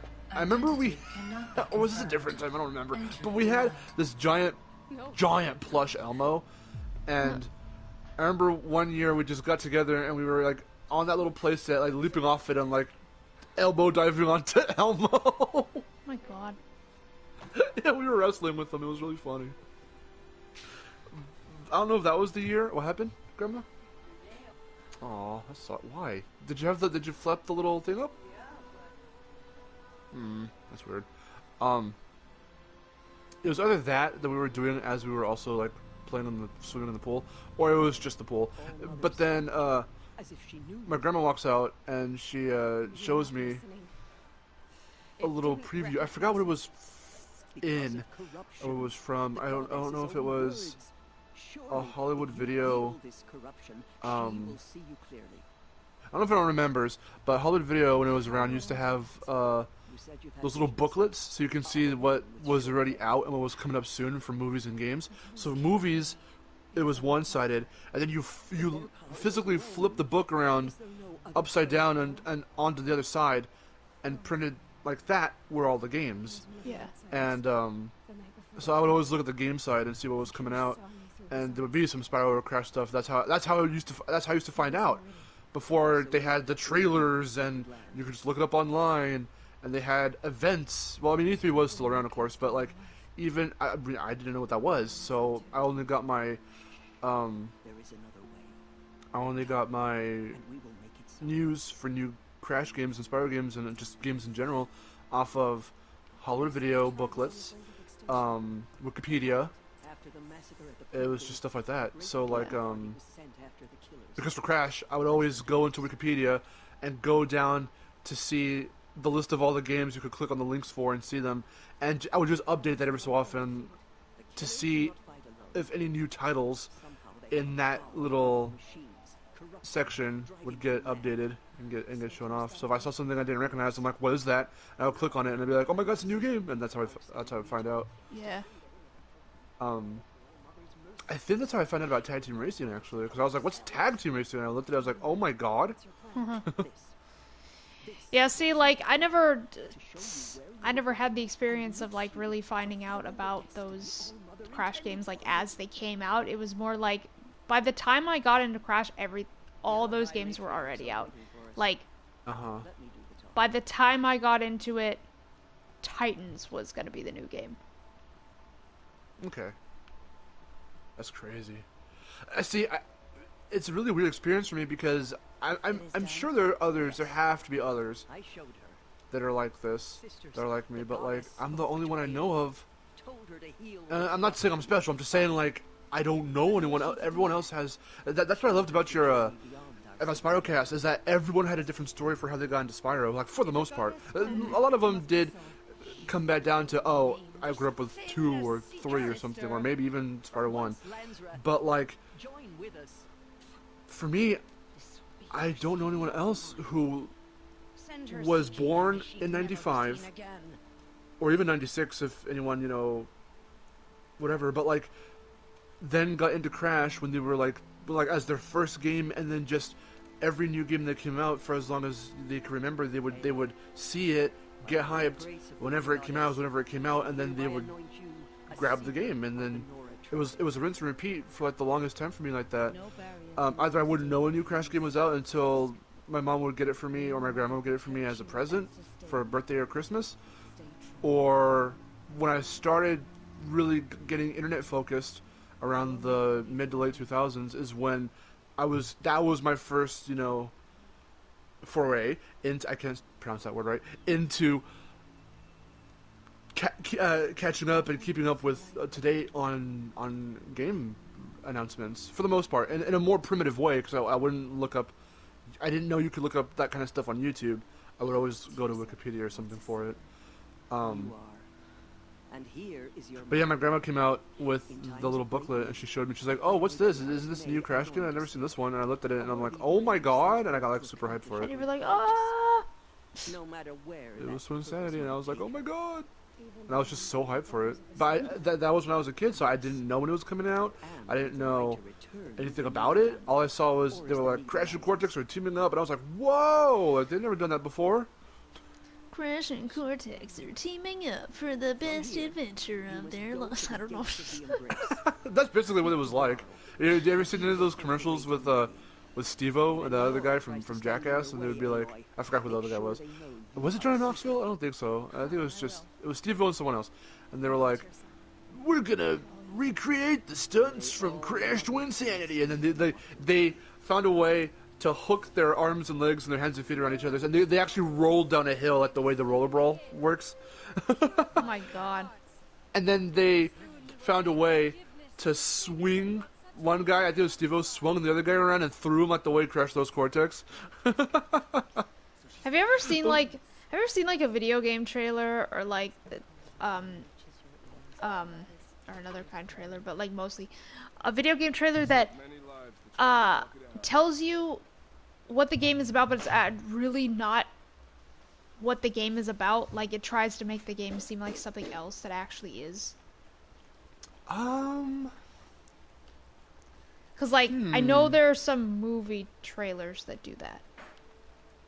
It's mostly movie trailers from my experience as well. Not that I can name any off the top of my head right now, but for games... Yeah, false trailers. Thanks, Gianni. Yeah. It's like... did the Beauty and the Beast trailer do that? Something. I'll have to watch it again, but it was just like... It's not what it is. In terms of games, I don't know. I heard the rumors. A lot of earlier game trailers are like that because they would usually show off beta stuff that wouldn't... But if you're talking about like actual concepts and how the game actually ends up in the end, I don't know. Like in terms of tone or in terms of what it's about. Like if they show one side of it, but it ends up being this whole other thing. I'm not sure if I probably have, but I can't. Like, what was the? I remember the Spyro 1 trailer. Said something. What was like engaging story? I'm like, what? No, it, like, it really doesn't have an engaging story. It's like the simplest thing in the world. What do you...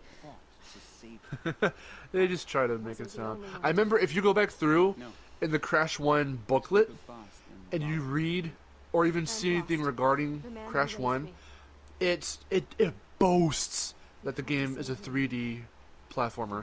It's like, in 3D, play this 3D character. It's in 3D, and I'm like, okay, I know it's the first of its kind for the most part, before Mario 64. But I think we get that it's 3D because it was such a big thing back then, and they dropped all that stuff and that whole like that's what's selling it. It's 3D, by Crash 2. It's like, okay, Crash is back. Like, and then it's like, okay, now we're getting into like the feel of Crash. But since they didn't have a feel for Crash yet, they were just like, okay, it's not Aku Aku, it's the Witch Doctor. Okay, everything's in 3D, and it's like, it feels really weird to go back and see the way Crash 1 was marketed, and the way certain characters were, sorry, no, it's not even the Witch Doctor, it's Bonus Bob. Yeah. For the UK folk or whatever. No, it was the Witch Doctor's mask, or just the Witch Doctor. Oh, I'm so sad Mel Winkler passed away. Yeah, it was. That's actually that was a way to tie it in. I know.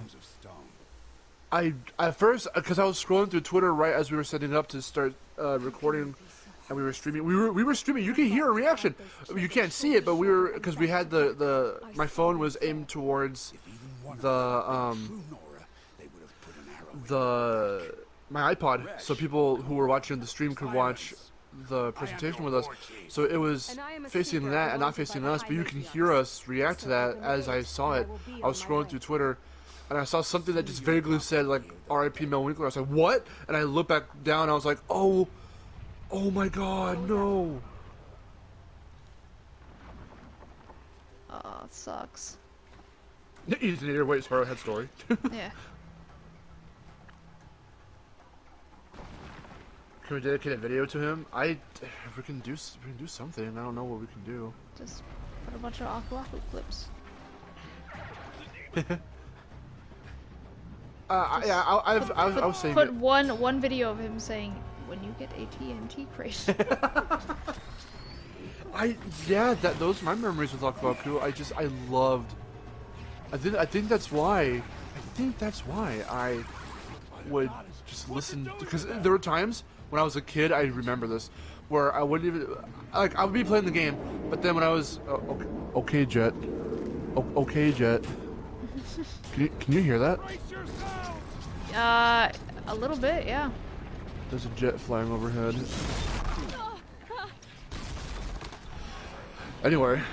Oh, it's not done. Kill them, Braves! Kill them all!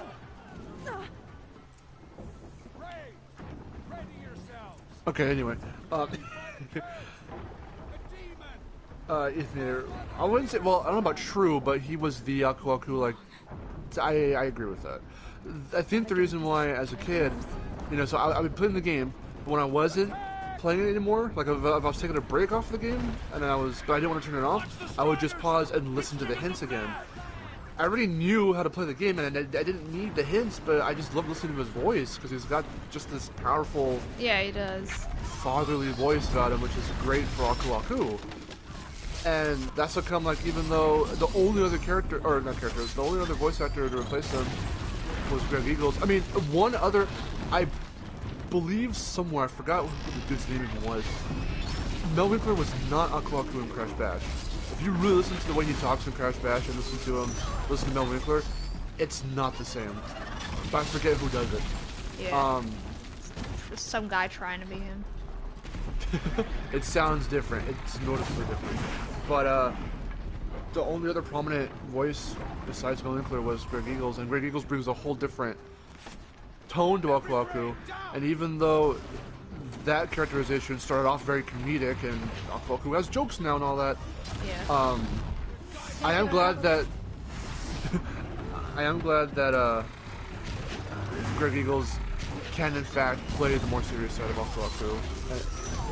That scared me when Insane was being shown off, when VB kept showing it off, because they were really holding off on showing off certain characters.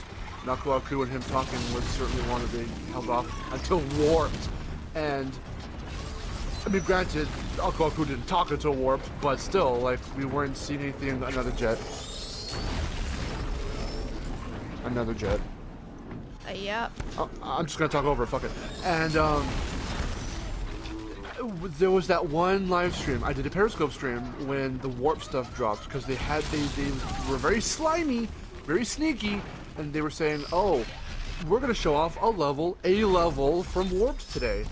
what would you guys like to see? And they had a poll, and Tomb Raider won out.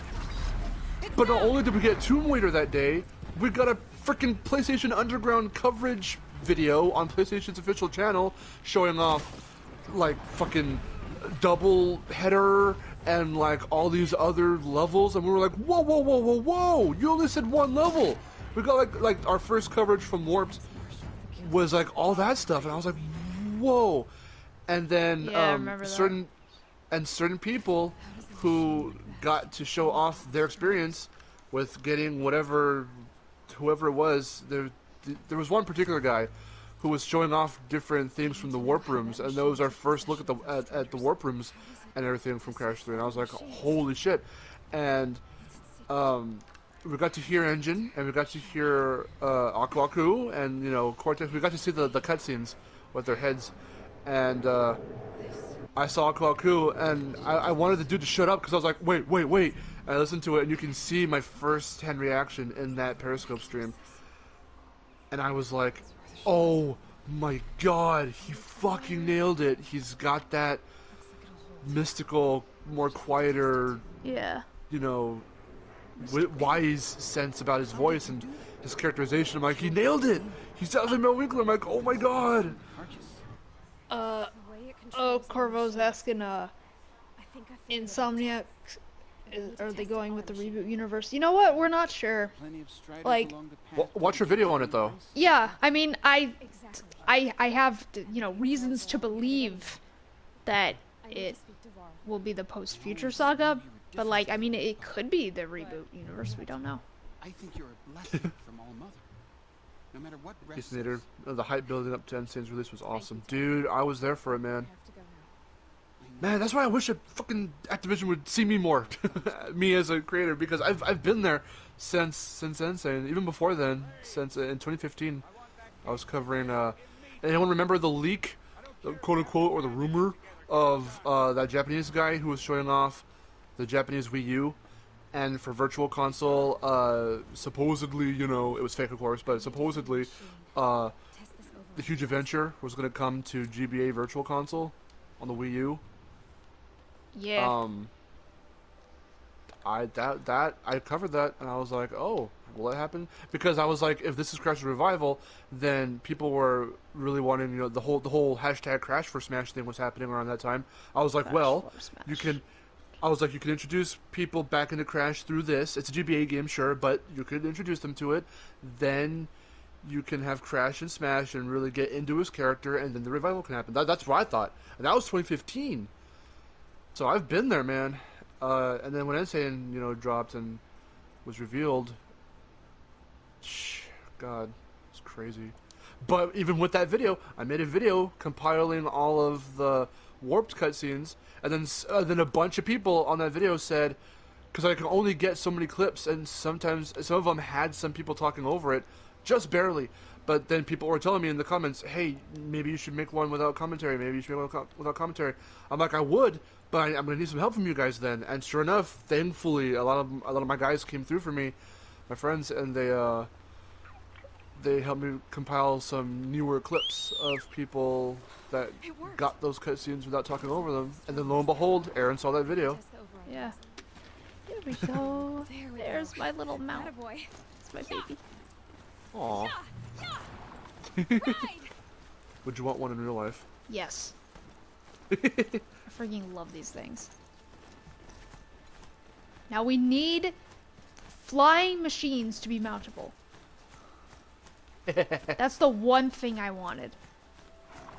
Yeah, were those pterodactyls at the end of the trailer?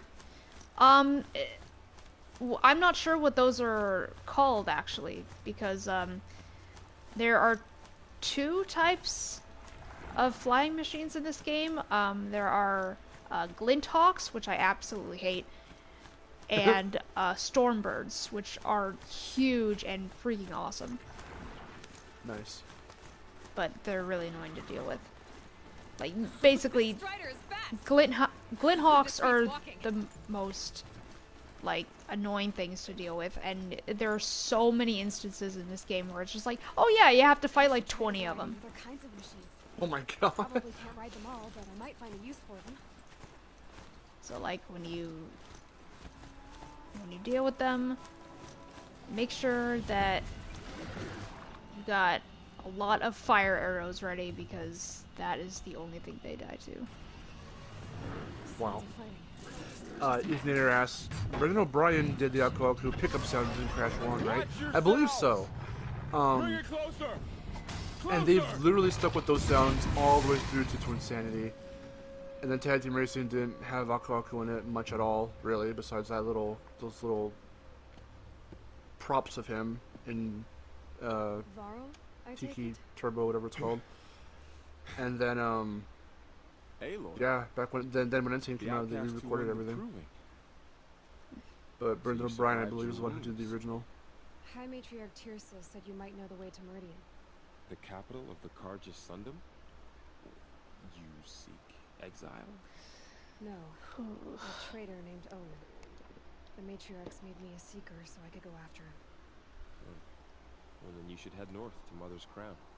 If you make it, talk to Maria. She'll point the way. If I make it? The trail is dangerous. Ever since the War Party massacre, our lands go unpatrolled and our borders unguarded. Alright, video's doing We have good. no war chief to lead us. Johnny says rock breakers are the worst. Oh, rock breakers? Oh yeah, those I'd things go suck. after her myself, but she ordered me to hold this gate with my life. And so I have. Why am I going down in subs? What the hell? Oh no. No, I think it's fluctuating because it keeps showing mine at like 2370 or 2380. But it keeps fluctuating, so I think it's just YouTube being stupid. Yes, yesterday I had to like 6234, and now I have 6225. I don't know.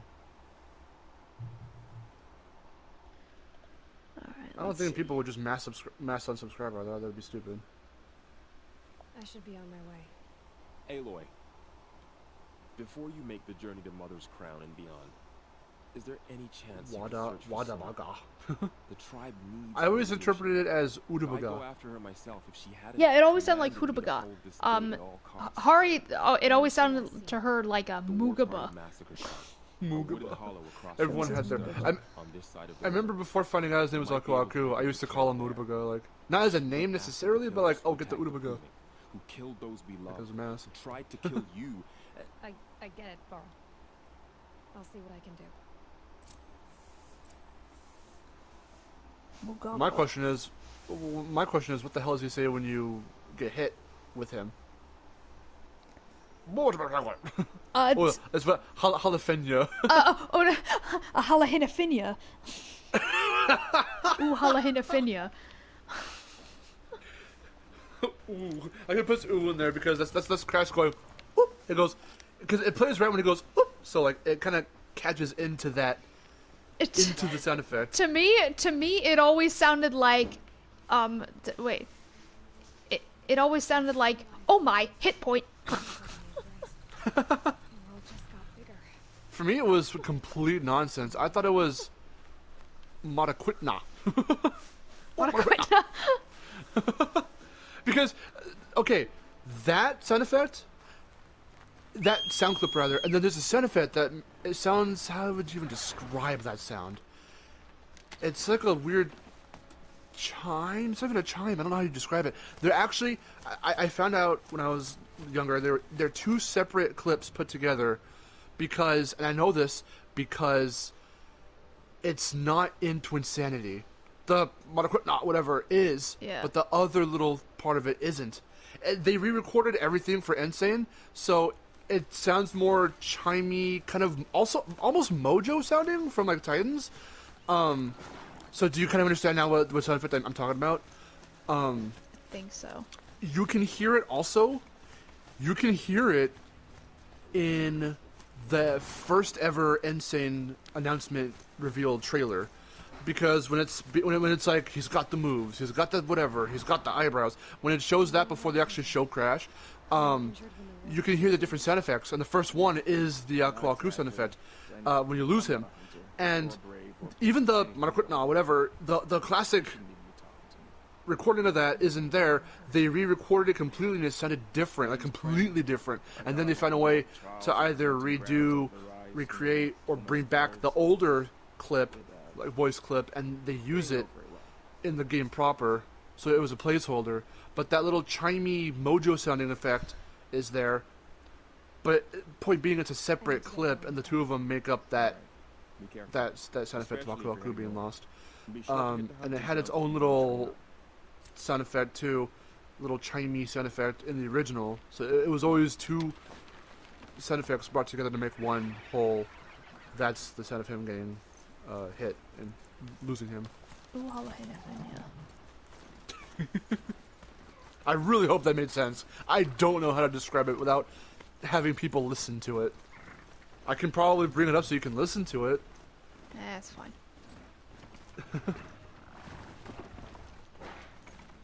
Okay. MadPat needs to get a 20,000 part series on what Aku Aku says in the works. 20,000 part? I don't think he cares much for Crash. He hasn't really...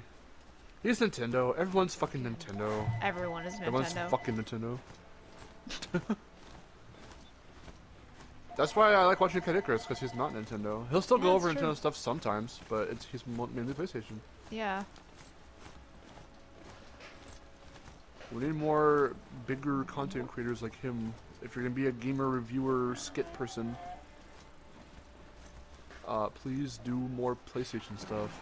You know what? I don't even know if anyone out there does Xbox, like in that sense. I suppose Angry Joe, kind of.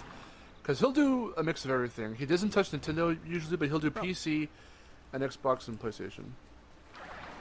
Come on. For the most part. But everyone, fucking Game Grumps, for the most part, whatever, most of the games they play are older Nintendo stuff or sometimes newer Nintendo stuff. The Completionist is a mix of a lot of stuff, but he's usually Nintendo. Freaking everyone almost. Then they got certain people, you know, like Jacksepticeye or Markiplier. They'll do like PC stuff usually, if not Nintendo or something else. That's weird. I don't have mounted pickup. I wonder if that was added in the Frozen Wilds.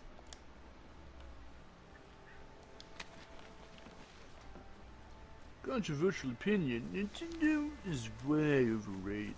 I wouldn't even say that. I don't know. They've been doing really good recently. Yeah. I think the whole argument over graphics is the stupidest thing ever. Yeah, I mean, not even that. I think in the realm of just looking at Nintendo on their own, how they handle stuff, they've been doing really good with the Switch. The only weird things they've been trying to do are shit like the Labo. Like, that was just really stupid.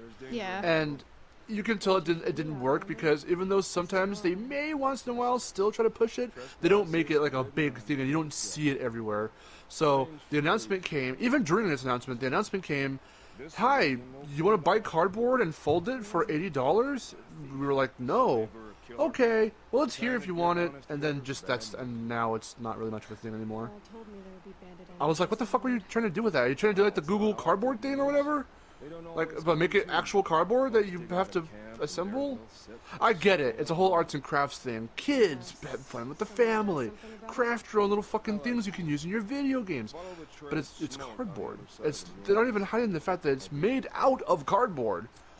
Like, if there were these cool little pieces of plastic, not like actual like cheap plastic, but these little things you could like knick-knack together and like almost Lego-like and create, that would be cool. I would see that catching on slightly. Maybe not a lot, like make it really big, but I could see that catching on.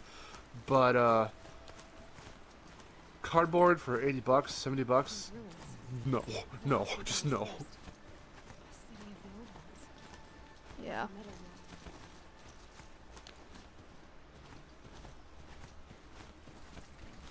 What do you mean by really overboard, Ethan? Like, I don't understand. With Zelda and SpongeBob. I saw SpongeBob over here. Zelda and Smash and Nintendo's two biggest franchises, Zelda and SpongeBob. SpongeBob for Smash confirmed.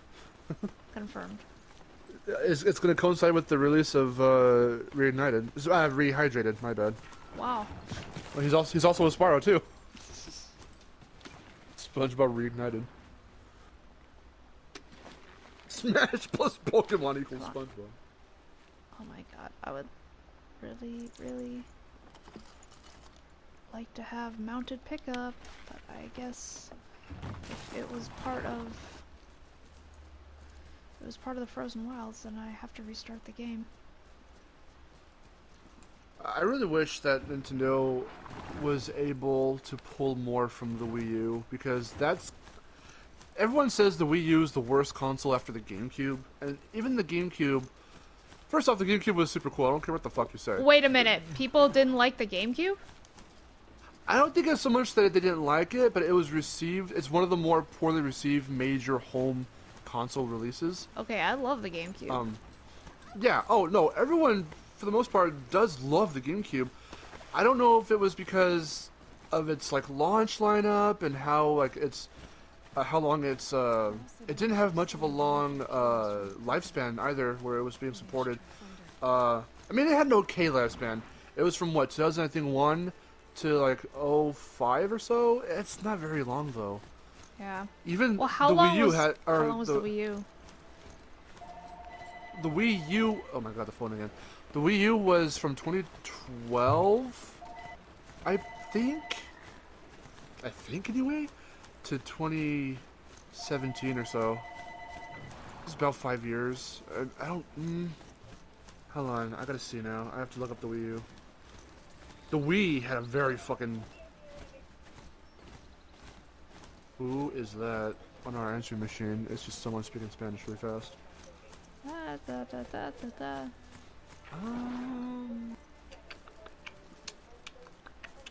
Wii U.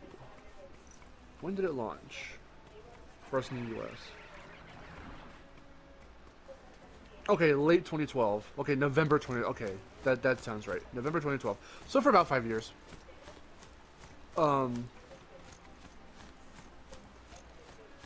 But the Wii had a really strong lifespan. It lasted for that long, from 05 or so to about 2010, 2011. Yeah, I remember it did the last. 2012 era.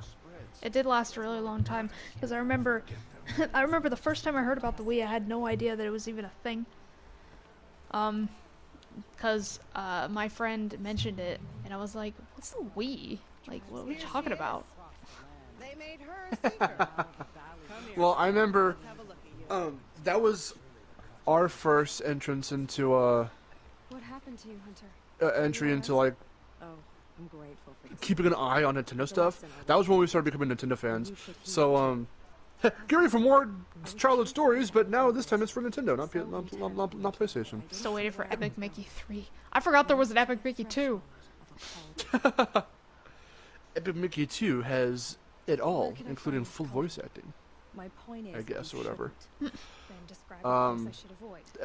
there an implication that there's going to be an Epic Mickey 3? I thought there were implications of there being an Epic Mickey remaster or port or something. I can't stop you. It's dead north of here, past the red drifts. But anyway, what was I saying? So the Wii, I remember when it was still called the Revolution. That was its code name, and they had the early concepts. And that was when I saw Rayman Rabbids, but it was Rayman 4, back when it was supposed to be Rayman 4. And I saw Disco Rayman and the Punk Rayman. I was like, what the fuck? I'm like, whoa!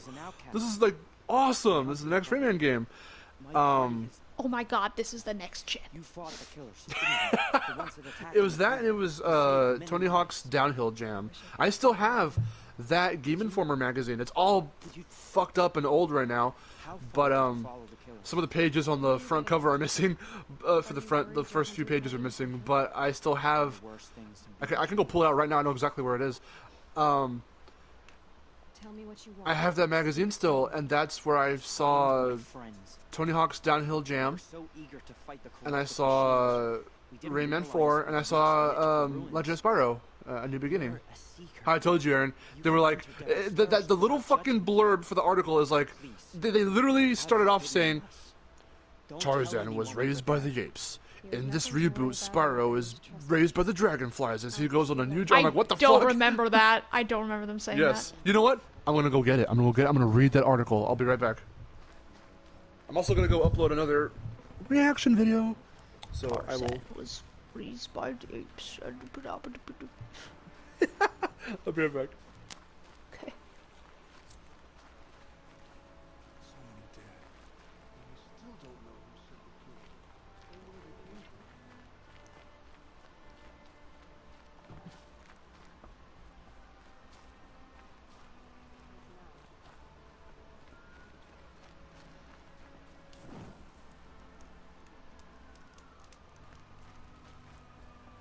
We are still the Nora.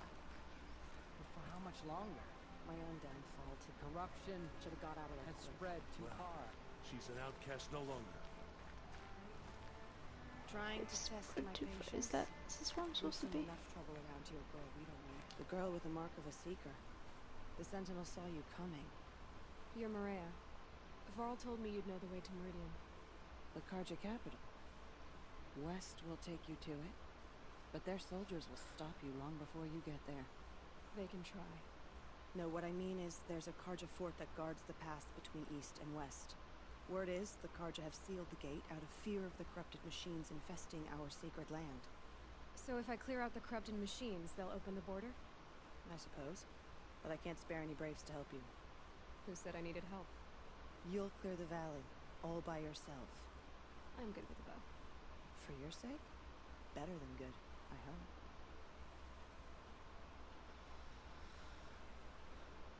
Let's see.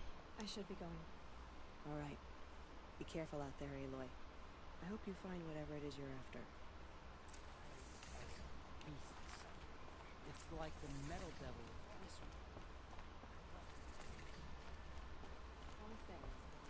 one. Alright. Zone. You know what? I wonder if I have.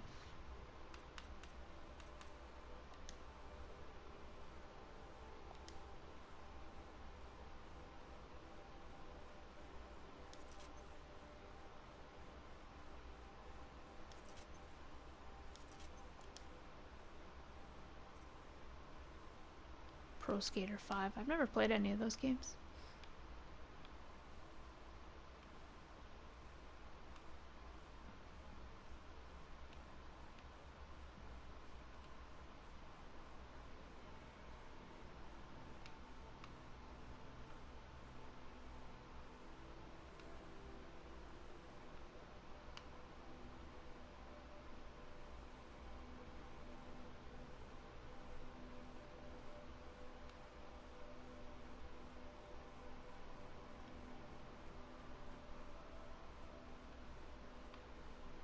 I have some quests to do.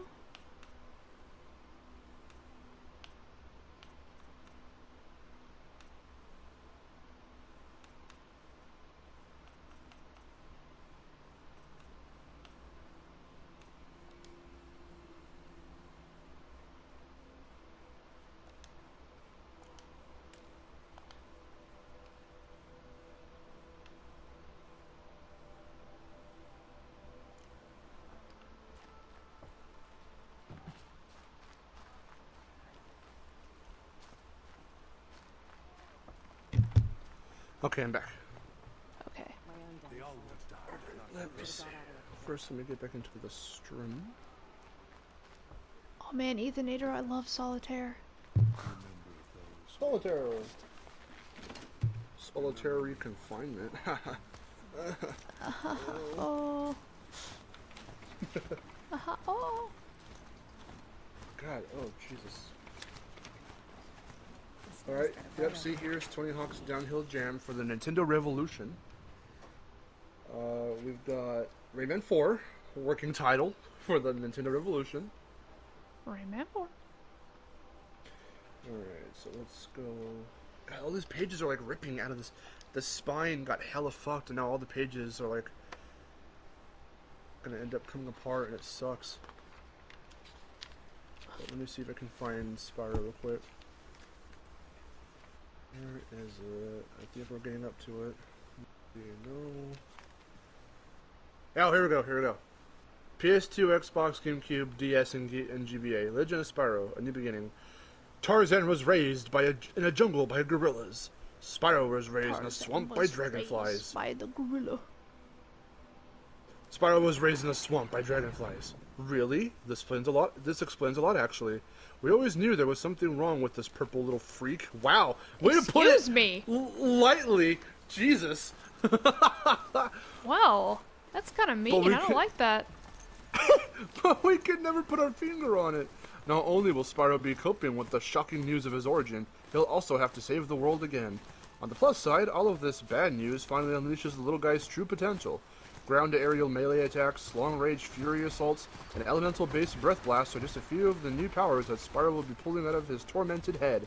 Look for this Sierra-published title on all current-gen platforms this October. That's...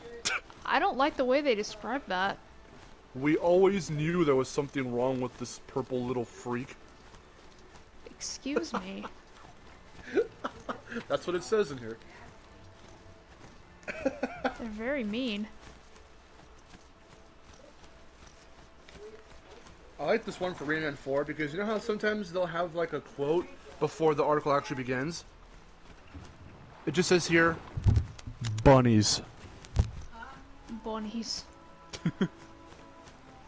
These screenshots though look so fucking cool. I remember when I first got this issue and I was like, oh my god, what? It's a real pleasure for me to get to... It's a real... Oh, Jesus, I can't read. It's a real pleasure for me to be back working on an all-new Rayman game, says series creator Michel Ancel. For fans of the Limbless Wonder, that quote alone will be enough to get them excited. But there's far more for them to get worked up about. First, while Ubisoft has stated that the new Rayman game will be coming to all current and next-gen systems, the version we found out about is for the Nintendo Revolution. Secondly, this game will pit Rayman against the most diabolical enemy he's ever faced. Bunnies! No, seriously. In Ansel's own words, our game has been invaded by thousands of completely raving and vicious bunnies.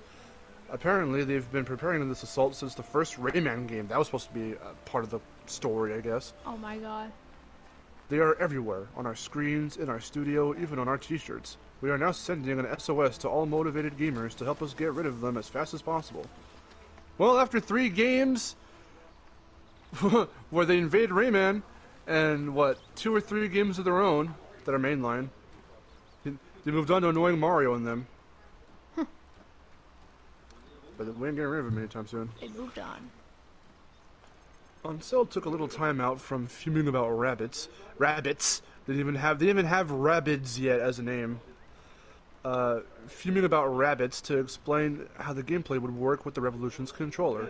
We are still keeping the heart and soul of the original Rayman in terms of a platformer, but we are packing it with loads of new features that the player can explore. The player will have tons of new moves based on the new controls, including acrobatic skydiving, and will also be able to jump onto various creatures with his grappling hand. The Revolution controller allows the player to explore Rayman's moves, whether it is through running races or using your kung fu fists to fight off those crazy bunnies. The physical interaction adds a whole new depth in terms of gameplay, and most importantly, gives the player even more fun. The player can now grapple a bunny, then spin him around, which is really exciting with the new controls. And they show that off in that early trailer. This brief description of the gameplay sounds fun, but when we pressed on Cell for more info, he came right back to the bunnies.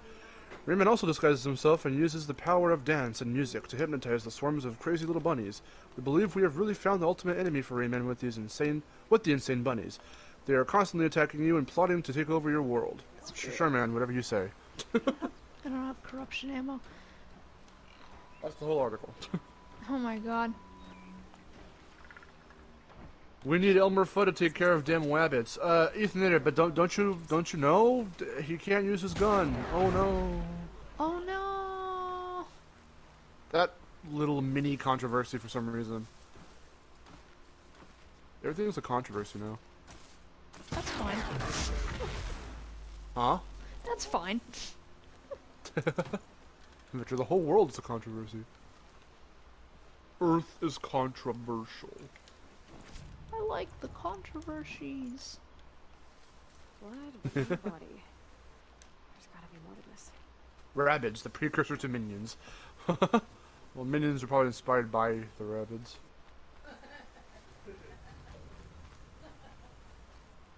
Oh. All you need are a bunch of little dudes who look the exact same, babble, and do crazy slapstick shit, and there you go.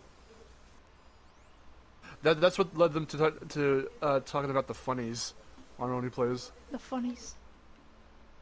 Because that definitely would be, if you listen to what they said, that would be the next, like, fucking Rabbids, Minions, the funnies. They get their own games and their own movies and all this merch. Looks like a few drops of blood in the way from the camp.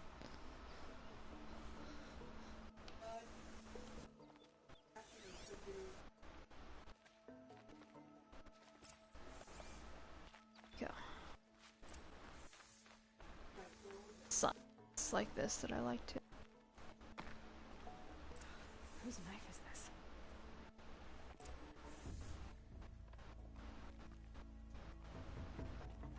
Who's? What else is on this magazine? Oh, here's Kingdom Hearts, of course. And this is 2, actually.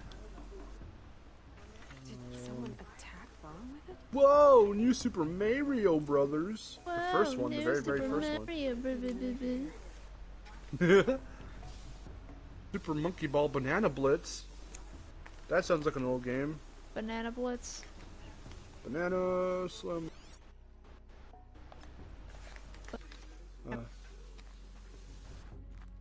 Oh dear God, really? Oh my God, right next to Legend of Spyro. Get ready. To celebrate his 15th anniversary, Sega is bringing the world's fastest spiny rodent to next-gen consoles. Simply entitled Sonic the Hedgehog, this new title will focus on what Sonic does best. Poorly executed platforming. No, just kidding. Nah, you hit that on the head. You hit that on the head. Oh my God. Yes, I'm reading the freaking thing. Poorly executed platforming.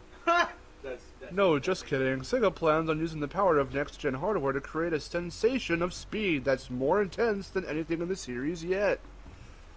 Yeah, sometimes you'll go fast and you'll wig out and the motion blur will go and then you'll end up like standing sideways on the wall somewhere. Next gen! There really is a little blurb right here about Sonic 06. Right beside Legend of Spyro and New Beginning. Oh my God. And the screenshot of New Beginning is of him beating the crap out of the Ice King. I forgot those were around the same time. Yep. 2006, 7, and 8 for Legend of Spyro. That's freaking nuts.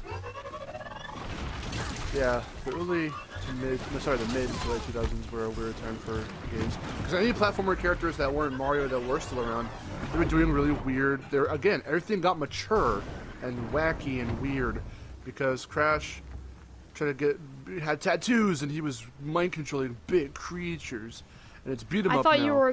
For some reason I thought you were gonna say, and he was mind controlling bitches. He was mind controlling bitches. I thought, I don't know why. He was fucking bitches and getting money. Can we get a game for Crash where he's just all blinged out and you're ghost riding the whip? You're ghost riding the whip? Can we do that, please? Like, that's the whole game. And then PBG comes out and he also ghost rides the whip. I wonder if the blood from the camp. That shit was so funny. I forgot what that was from. What video that was from, but when are you even familiar with that term? I think I know what you're saying, yeah. Okay. It's just really funny. Like, why is it a thing? Who made it up and why is it a thing? Who did it and why?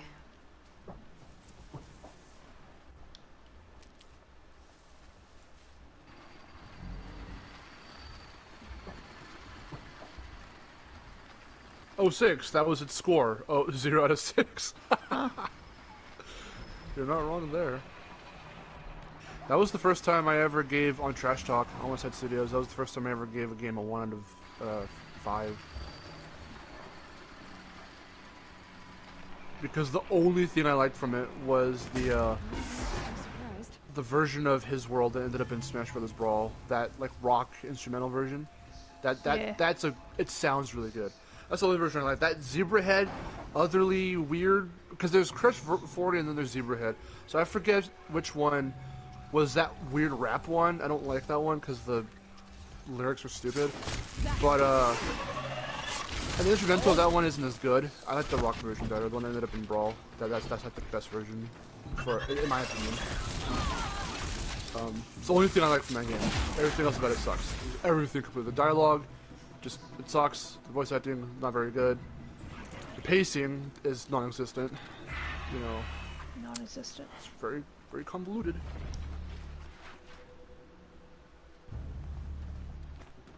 I have to say the same for Sonic Forces. The only thing I like from Sonic Forces is Infinite's first boss fight music. That's a banger. That's a fucking it's rave music. It's really fucking cool. But everything else about that game sucks.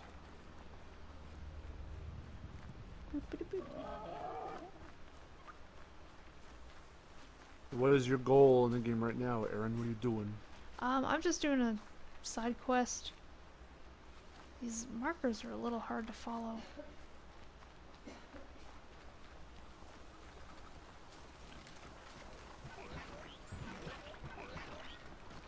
Are you looking for waypoints? Yeah. Okay, apparently I have to... Okay, so have you ever seen or... Well, I'm sure you've seen. Have you ever played, like, anywhere like Breath of the Wild at all? Yes. You have played it? I played a little of it. Okay. Oh, I feel like we've had this conversation, but would you ever actually play it if you ever owned it? Maybe. I'll say because I know you can't do like a lot of specific little things like you can in this game, but I think you would like it for the exploration. Like, what did you think of the exploration? How'd you feel about it? I mean, I liked that. I just don't like how your, weapons can break, and I don't like how you have stamina, and yeah, it's just kind of like little things like that where I'm just like, really, you don't need that. That took some getting used to. I forget. It's been a while since I played Breath of the Wild. I forget how you do it, but you can upgrade. For what it's worth, you can upgrade your stamina bar. You can get more rings around your bar, so you can have longer stamina. But everything takes stamina. Climbing, running should not take stamina. I'm sorry. That was the one thing when it launched, because I got it when it launched. I didn't pre-order the game, but I bought it day one. That was the thing. At first, I was like, is having a bar showing, for shit like being underwater or like, climbing even. Okay, it makes sense, I suppose. I mean, could you imagine if Uncharted fucking had a stamina meter for climbing? The main thing you do? What?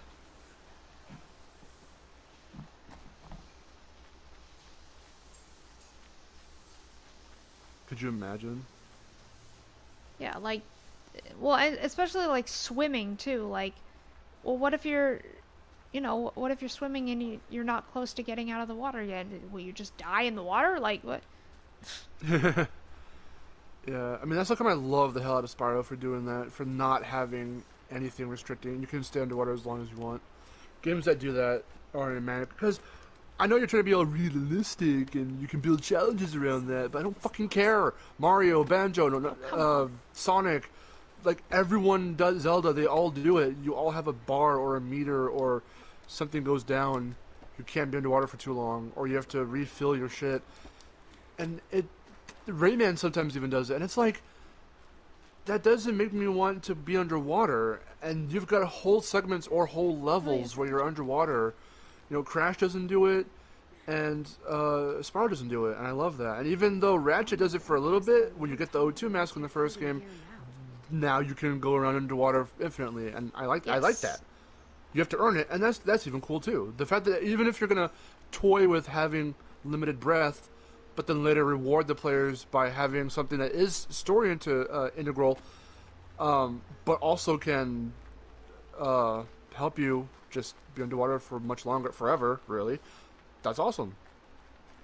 Yeah, I like games that don't have breath meters and stuff. I also like how they get around it for Shantae. You can't swim underwater as Shantae, but your transformations can, and because of that, it's unlimited. Like, that's cool too.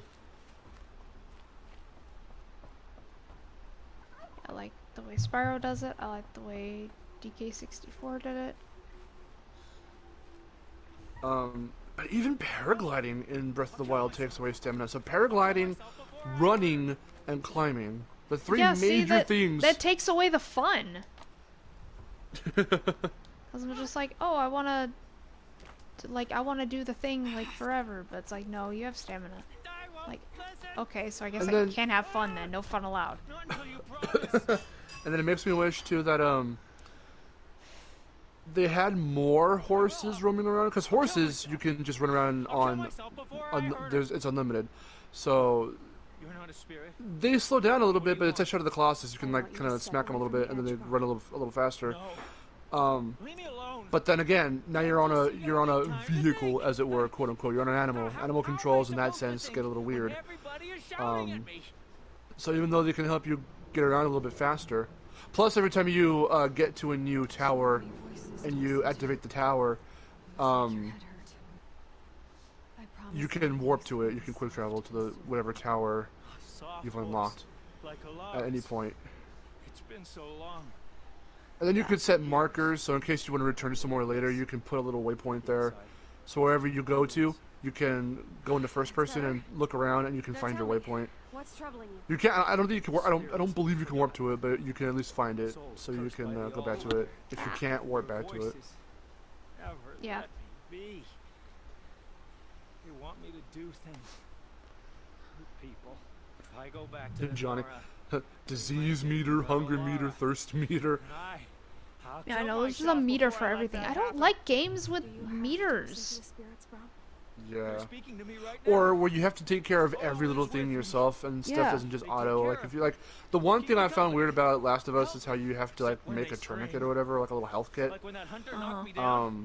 That was a little strange to me because even like in something like Uncharted, you at least you heal over time. And even though you kind of do that in Last of Us, to make sure you don't get killed immediately after, if you're wounded really badly, you have to do that. But you have to craft the shit in order to even get them. Sometimes you can't even find your health kits or whatever. You have to sometimes make them, and it's like, that's so weird. You have to craft in order to craft. Exactly. It's like, I have to remember how to heal. That's not something you should always have. Maybe it's, I don't know, maybe I'm just the weird one. Games have that, so I have to, there's nothing I can do about that. But like, in certain games like that, it's just weird that you have to have that in the back of your head. Whereas in any other game literally that you can play, for the most part, you auto-heal, or you have to, there's health pickups in like platformers and stuff. There's stuff you have to grab to heal. But when there's meters and stamina shit, sometimes it gets... After a while, I think the longer you play Breath of the Wild, the more you get accustomed to that kind of stuff. I'll help you. Because it's not just running from one side of the map to the other, or the area. It's more so, okay, as you're running, you're also killing enemies, grabbing stuff from them.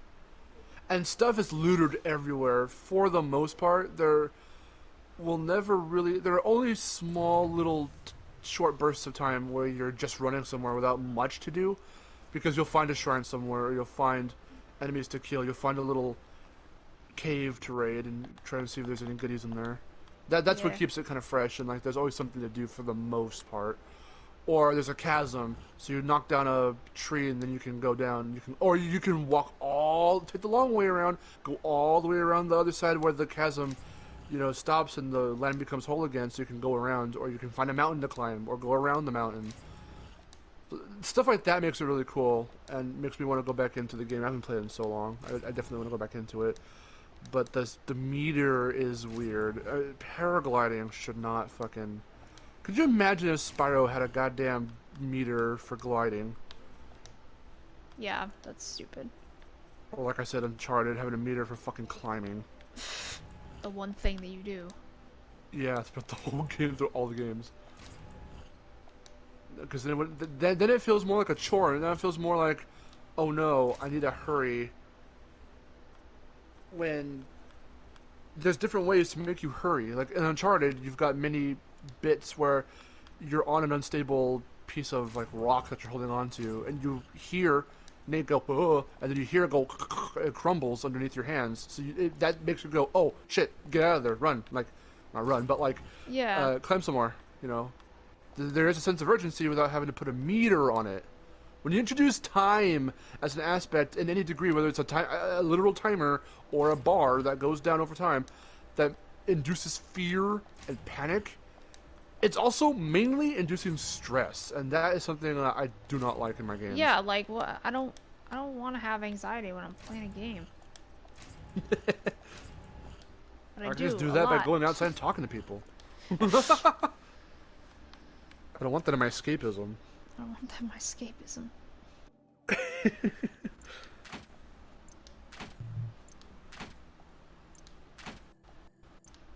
If stamina is designed well, then it's alright. Again, but it never usually is. And most people are just used to it and they're fine with it. But there's some players like us that just don't care for that stuff. And it depends on who you are as a person, too. If you like being challenged by having a limited amount of time to do something, that's fine. But look at the way Aaron and I were reacting when, mainly Aaron when she was playing it. Well, no one can look at it, but it's not documented. Like we didn't record it, but when Aaron was doing the timed gauntlet in Seven Sirens, like she was like, fuck, and like we already knew there was this sense of, oh shit, you gotta do all this really fast. You have to go through 8 rooms, clear out 8 ambushes of enemies. And also activate those little things with your spark, and it's like, are you kidding me? Put all these like, boxes. Who put these boxes here? Oh my god! What the? Oh my god! Why is that cluster just there? Because I dropped them all. JPP 1993 asks if you have played Tai 2 or 3. I barely beat the first boss in the first game.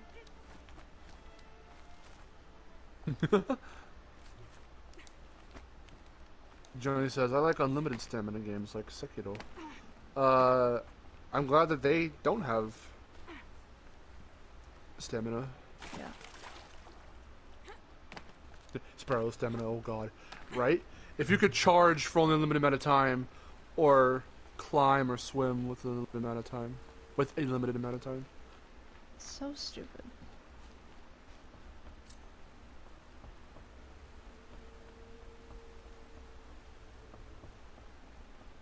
I also like really tight fluid controls in platformers, so that way you can just seamlessly do a bunch of moves.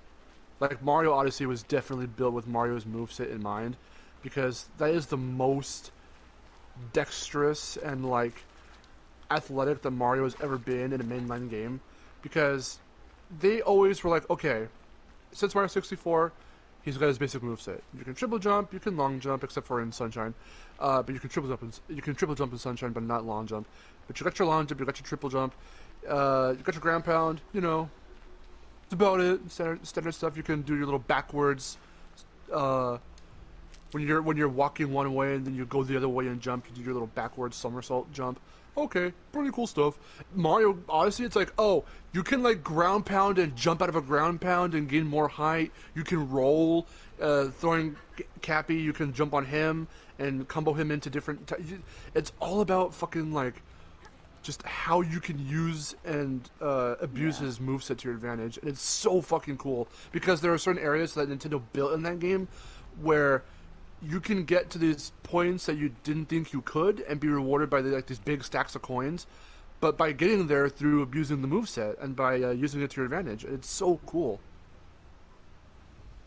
Because of how fluid it feels, and once you get used to the way how fast Mario moves in that game, Fast you can Mario. do like you can do all kinds of crazy shit with it. It's so fucking cool.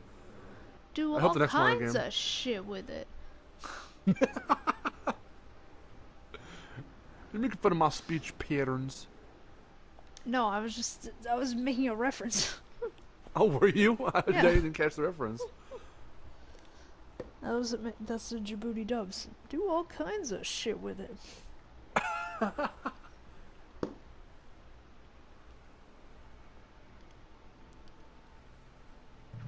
I just think of tell all the dragons about your amazing adventures. Amazing adventures.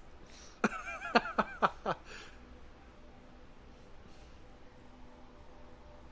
I'd really like to do is get out of this swamp. What if he said, what I'd really like to do is just watch Djibouti dubs? What I'd really like to do is watch Djibouti dubs. What? That's what you say when you play it. You go, the fuck? Who the fuck? You would say, like, that's something that would be in a game. Like, a character will make a reference to something, I'll be like, what the hell are you talking about? Oh, that's you if you played probably a Deadpool. Snow haze. He makes a bunch of, or like Gex.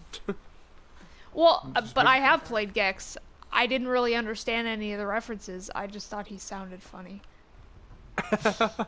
I was like, haha, funny lizard has a funny voice. Yeah, I was gonna say. That's what I was like. He's like, hey, Mel Blanc, am I right? And you're like, hey, you sound funny. That's what I was doing, though. I didn't understand anything he was saying. The only one I remember when Donkey talked about ukulele, and then he was talking about all the platformers that you could also play, and he mentioned Gex, and he was just showing off all the kinds of references he makes in whatever game they're showing off. I think it was Under the Gecko, whatever it's called. He's making all these references to different celebrities, and it's like, okay, that's awesome. Who the fuck? What audience is this for? Like, the game is clearly aimed for kids and like teenagers probably of the time. But, like, these are, like, adult-ass references, probably. Not adult in terms of the content, but in terms of who the fuck's gonna know who some of these... No kids are gonna know who these... Mel Blanc is the only one. And even then, you have to know that he's the voice actor for many of the Looney Tunes characters in order to even understand when he says, oh, this looks like a luau at Mel Blanc's house. Where's my mount? Like, that's funny, because I get it. But you have to know who the celebrity is, and then, because it's dated, not just for the fact that you're making fun of whoever, anyone can make fun of, like, a celebrity in a game or whatever, or make reference, rather, to a celebrity. But when you start pointing at them out, like comedian-wise, and poke fun at them and heckle them for something they've done in that era, well, now the reference will truly be lost, because you have to remember what that, if it's like a scandal or if it's a event. Like, you'd have to remember what that's like. What are they talking about? What happened? Yeah. People are gonna forget that. Like, if I came out and said something about, like, if they said, like, burgers, buy our burger, I'd be like, oh, this is like David Hasselhoff on the bathroom floor. And people would be like, what the fuck does that mean? What does that mean?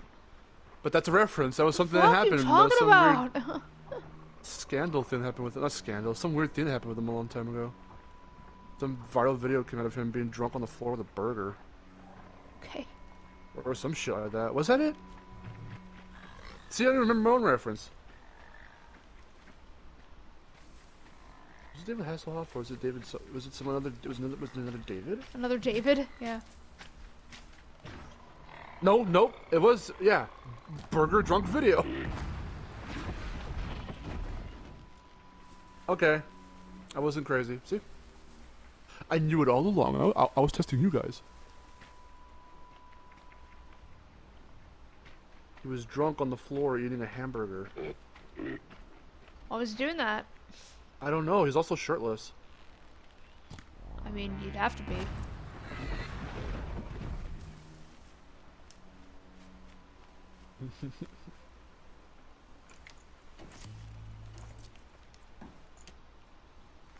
Well, also, it was not very... I think it was his... Did he have he had a daughter, right? I think it was his daughter, or whoever his kid was. They're the ones that filmed him. Yeah, his daughter recorded him. Very nice.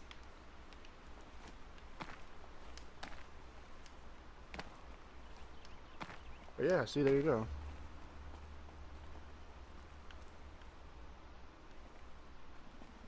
Pickle Gex, oh god. They would find a way to put Pickle Rick in there somehow. Look at this. Just look at this. You could go anywhere. It's just so good. I love open world games. I wonder if there's a way you can disable stamina through like some kind of weird means in Breath of the Wild. I really want you to play that because I think you'll like it. Like more, like actually get into it. But yeah, but like I don't have a Switch, and I don't think I'm gonna get one just for that. Gonna buy you one. Okay, but what games would I get? Zelda Breath of the Wild. Yeah, I don't know. That's the problem. You're not a Nintendo girl. I know. I don't really Smash care. Brothers. I don't really care for their exclusives that much. Smash Brothers, so you can play as Sheik. Yeah, that would be cool, but I mean, I'd You can just only be play playing by online myself. I was gonna say, because yeah, you don't want to go online on Smash. Smash Online sucks. It doesn't work, and if it does, if the picture doesn't lag, then you've got button lag, and that is probably arguably worse. Well, Gianni, why would I need Spyro on Switch? I have it on PS4. Yeah. You don't always have to buy multiple games off the same, or multiple of the same game off different consoles. I do it just because I want to have that option. Like if I ever do bring the Switch anywhere, I can have Spyro and Crash and all that. Like the only game that I actually did that for. What do you mean different experiences? It's the same game. Yeah. Wait, but the Switch version will have the resolution will be a little bit different. Some of the textures and graphics won't be there. I don't care. That's the different experience. The reflection off the ice and Ensign isn't there in the Switch version, which is going to make playing that one bit from fucking Future Tense even tougher, because all you see are these blobs vaguely being reflected off the building, but you have to bank off solely the reflections of the robots in the building in Future Tense to get past them on that one part of the level. It probably works different on Switch now. You can't really see them that well. You have to just watch out for the freaking missiles, but you won't know which sides they're coming from.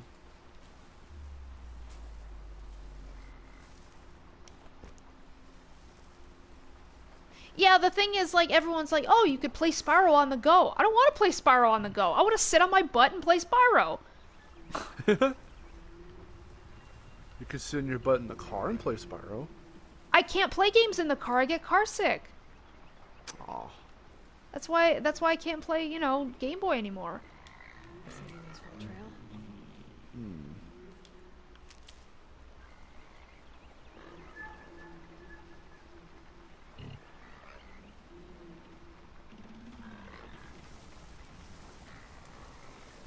Would you be able to play it? Okay, so if the plan happens, and my mom and her boyfriend really do get this RV, and say we went somewhere and you came with us, and I said just saying this if everything goes according to plan, if we like brought the PS4 or the Switch on in there, so you're still sitting down on the couch looking at a TV, but you're on a moving vehicle, would you be able to handle that? Like, stomach-wise, or? I don't know, it depends. Because if we were parked somewhere, then sure, it'd probably be fine. But if we were actually on the move, and you and I were in the back, like, playing something, like, how would you feel? I might not be able to, because I'll feel that it's moving, so I might not. I can't do anything. Like, I can't, So you can't even watch movies, like, on a vehicle? I mean, the last time I did, I was fine, but I haven't done that in a long time. It's probably one of the only things I could do, but I can't look at like pictures. Like, I can't look at my phone. Wow. I can't read. I can't play games. I just can't do that.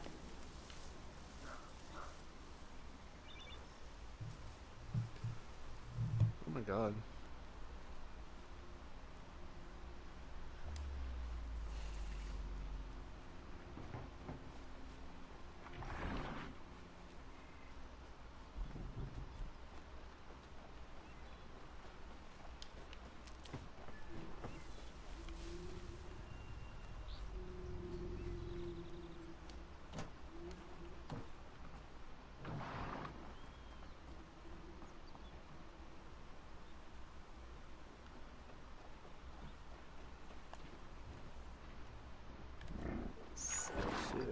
reaction is not up yet. I'll do it soon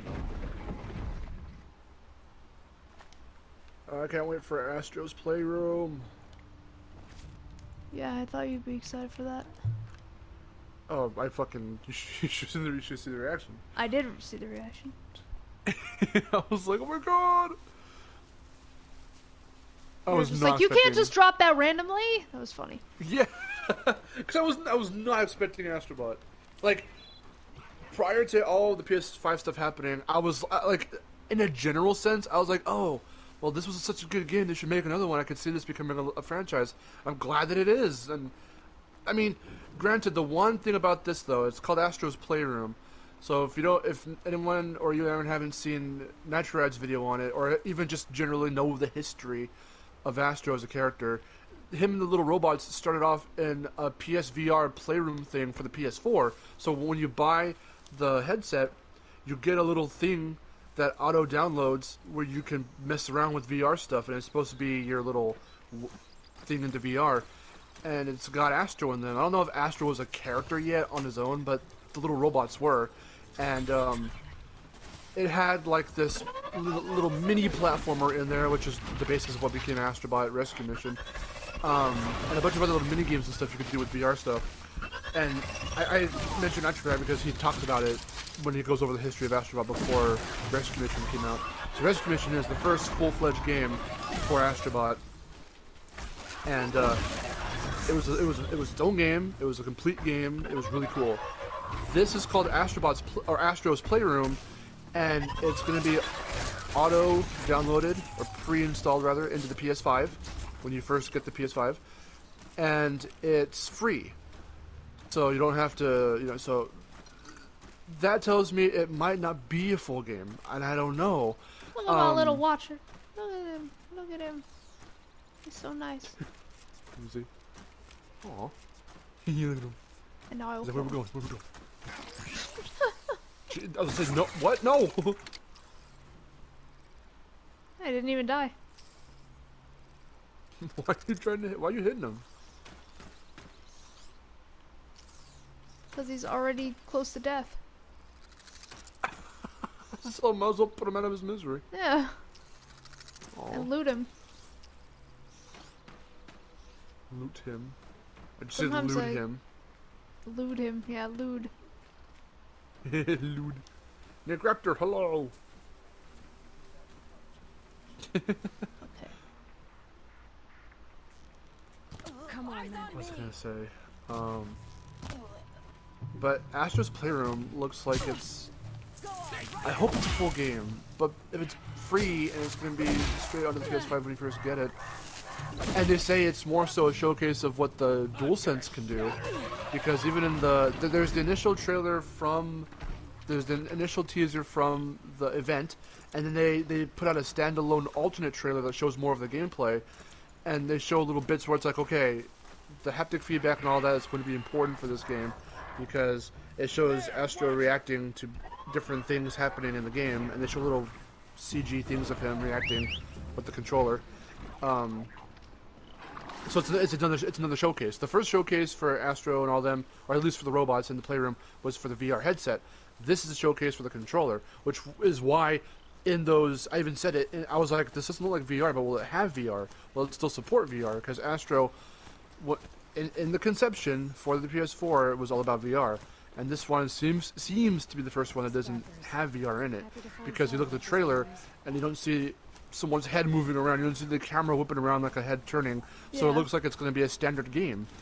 But now it's a showcase for not VR, but for the controller. But because it's a showcase game, I'm wondering if it's going to be a full game or not.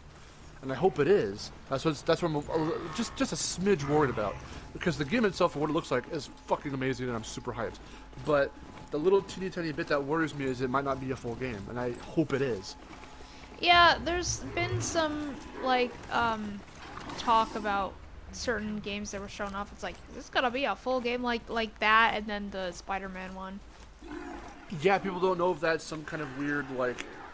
Because it's already confirmed that Spider-Man can work on PS5. Back when they showed off that showcase of load times and whatnot, Yeah. On their prototype PS5, they used Spider-Man. Sorry, what were you gonna say? Yeah, they said like what was it? They're like, oh, it's not gonna be a full game. It's just an expansion. And then there was like, oh, now it's gonna be sort of a full game, but it's gonna be like the Lost Legacy. And it's like, okay, which is it? Yeah. So how long was Lost Legacy? It was kinda...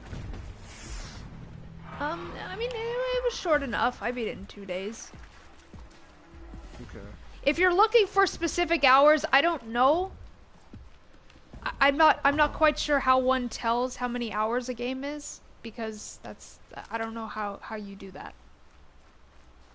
I forget. Sometimes in game, some games have that as a little feature, but in terms of going off the console and looking at your playtime, I don't remember how to get into that.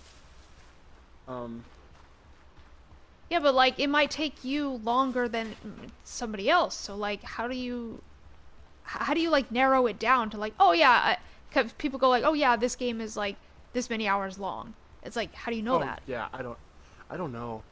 I don't know if you can definitively do that unless they come out and say this is generally how long a campaign or the story is or whatever. I'm not sure because I don't follow that stuff. I don't care about my playtime or the general playtime of the game. However long it takes for me to beat a game is however long it takes for me to beat a game. I got through Sonic Forces in 3 hours. It's short. It sucked. But yeah, I don't know about Miles Morales. I don't know if it's going to be an expansion, which means they're going to port. They could possibly port Spider-Man onto PS5. Okay, Richard just came right out and said it's a standalone game. Is it a sequel? Okay. Oh, there we go. Victor just came out of nowhere and told me. I know it's been. That's what we're talking about. Like, we're just about the different games and we don't know. Alright. Let me see. What else was in the presentation yesterday? We talked about Kano. We talked about Ratchet. We talked about Astrobot. We talked about Horizon. This is what this is all about. We talked about... Let's see. You said your thoughts on RE8, right? Yeah, I sort of did. I can't wait to watch people play that. I'm not sure if I'm gonna get it myself, but it looks like it's gonna be fun to like watch people play.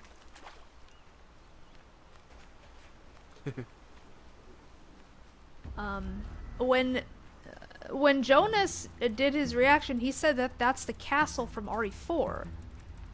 I don't know if that, like, is that confirmed? Because it didn't really look like that to me. Some reactors I watched made small parallels to RE4. Like, you can make, yeah, you can make, like, parallels because, you know, there's a village, there's a castle. That's, like, I get that because that's what RE4 is. You get the village, castle, and the island. If it's anything like that, then that's what they're doing, but... Mm-hmm. But I don't really follow Resident Evil, so I don't know what that's all about. On the boot.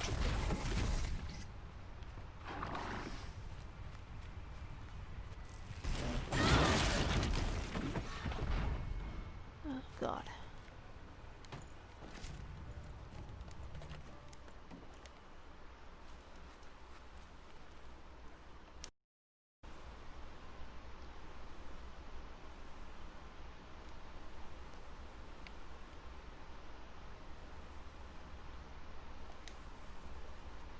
I'm saving the game. Oh. What? But they have to put up bouncy boys for you to save your game? Yeah, because I'm doing a manual save. Oh. Oh, does it use the fucking PS4 save Yeah, UI it does. and all that? That's another weird thing that started with the PS3. I don't care for that. It kind of... It feels weird when games have to use the actual PS3 or 4's integrated save system. And it doesn't have its own stylistic game save within, like within the game. I mean, that also that was something that really confused me about Insane, because in the files of the game which go unused are the initials and stuff, and the different, and to go up and down to pick stuff and all that, and which means you're going to be able to put your own initials in like that, the way you could in the original, but, or rather, I think in the original you also have like your own little keypad, but it's in the game, obviously. It's the game's own stylized little keyboard. You could go around and pick your initials, but they just use the PS4s in Insane. It's just this generic PS4 thing pops up in the middle of the game, so you can put your initials in, and it's really, really jarring and weird. Yeah. I wish it was actually integrated into the game. Alright then, I guess I'm gonna end the stream. We've been going for quite a while. How far did you get? Not too far. I mean, this game's pretty long. I was just doing side quests, so. But it's all for the hype of the next Horizon. Yes, I'm very excited. Get to explore all these different areas. You get to, like, explore underwater. That's freaking awesome. What would you do if they put a stamina meter in there? I would hate it. I would say, why would you do that? Like, why wouldn't you have a stamina meter in the first game, but you do in this one? Gorilla, can you please watch this stream and then not put in stamina in your game? Yeah.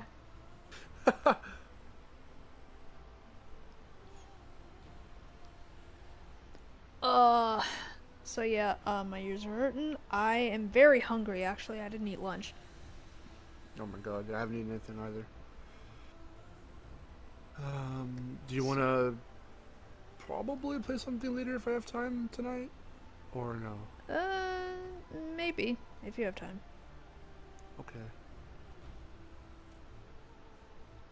Alright then. No, yeah.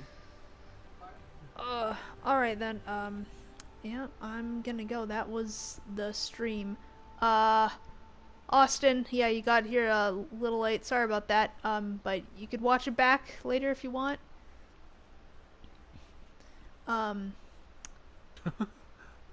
If anyone's new, make sure to watch all my, reaction videos I just did. Your Ratchet and Clank video. Join my Discord, all that stuff.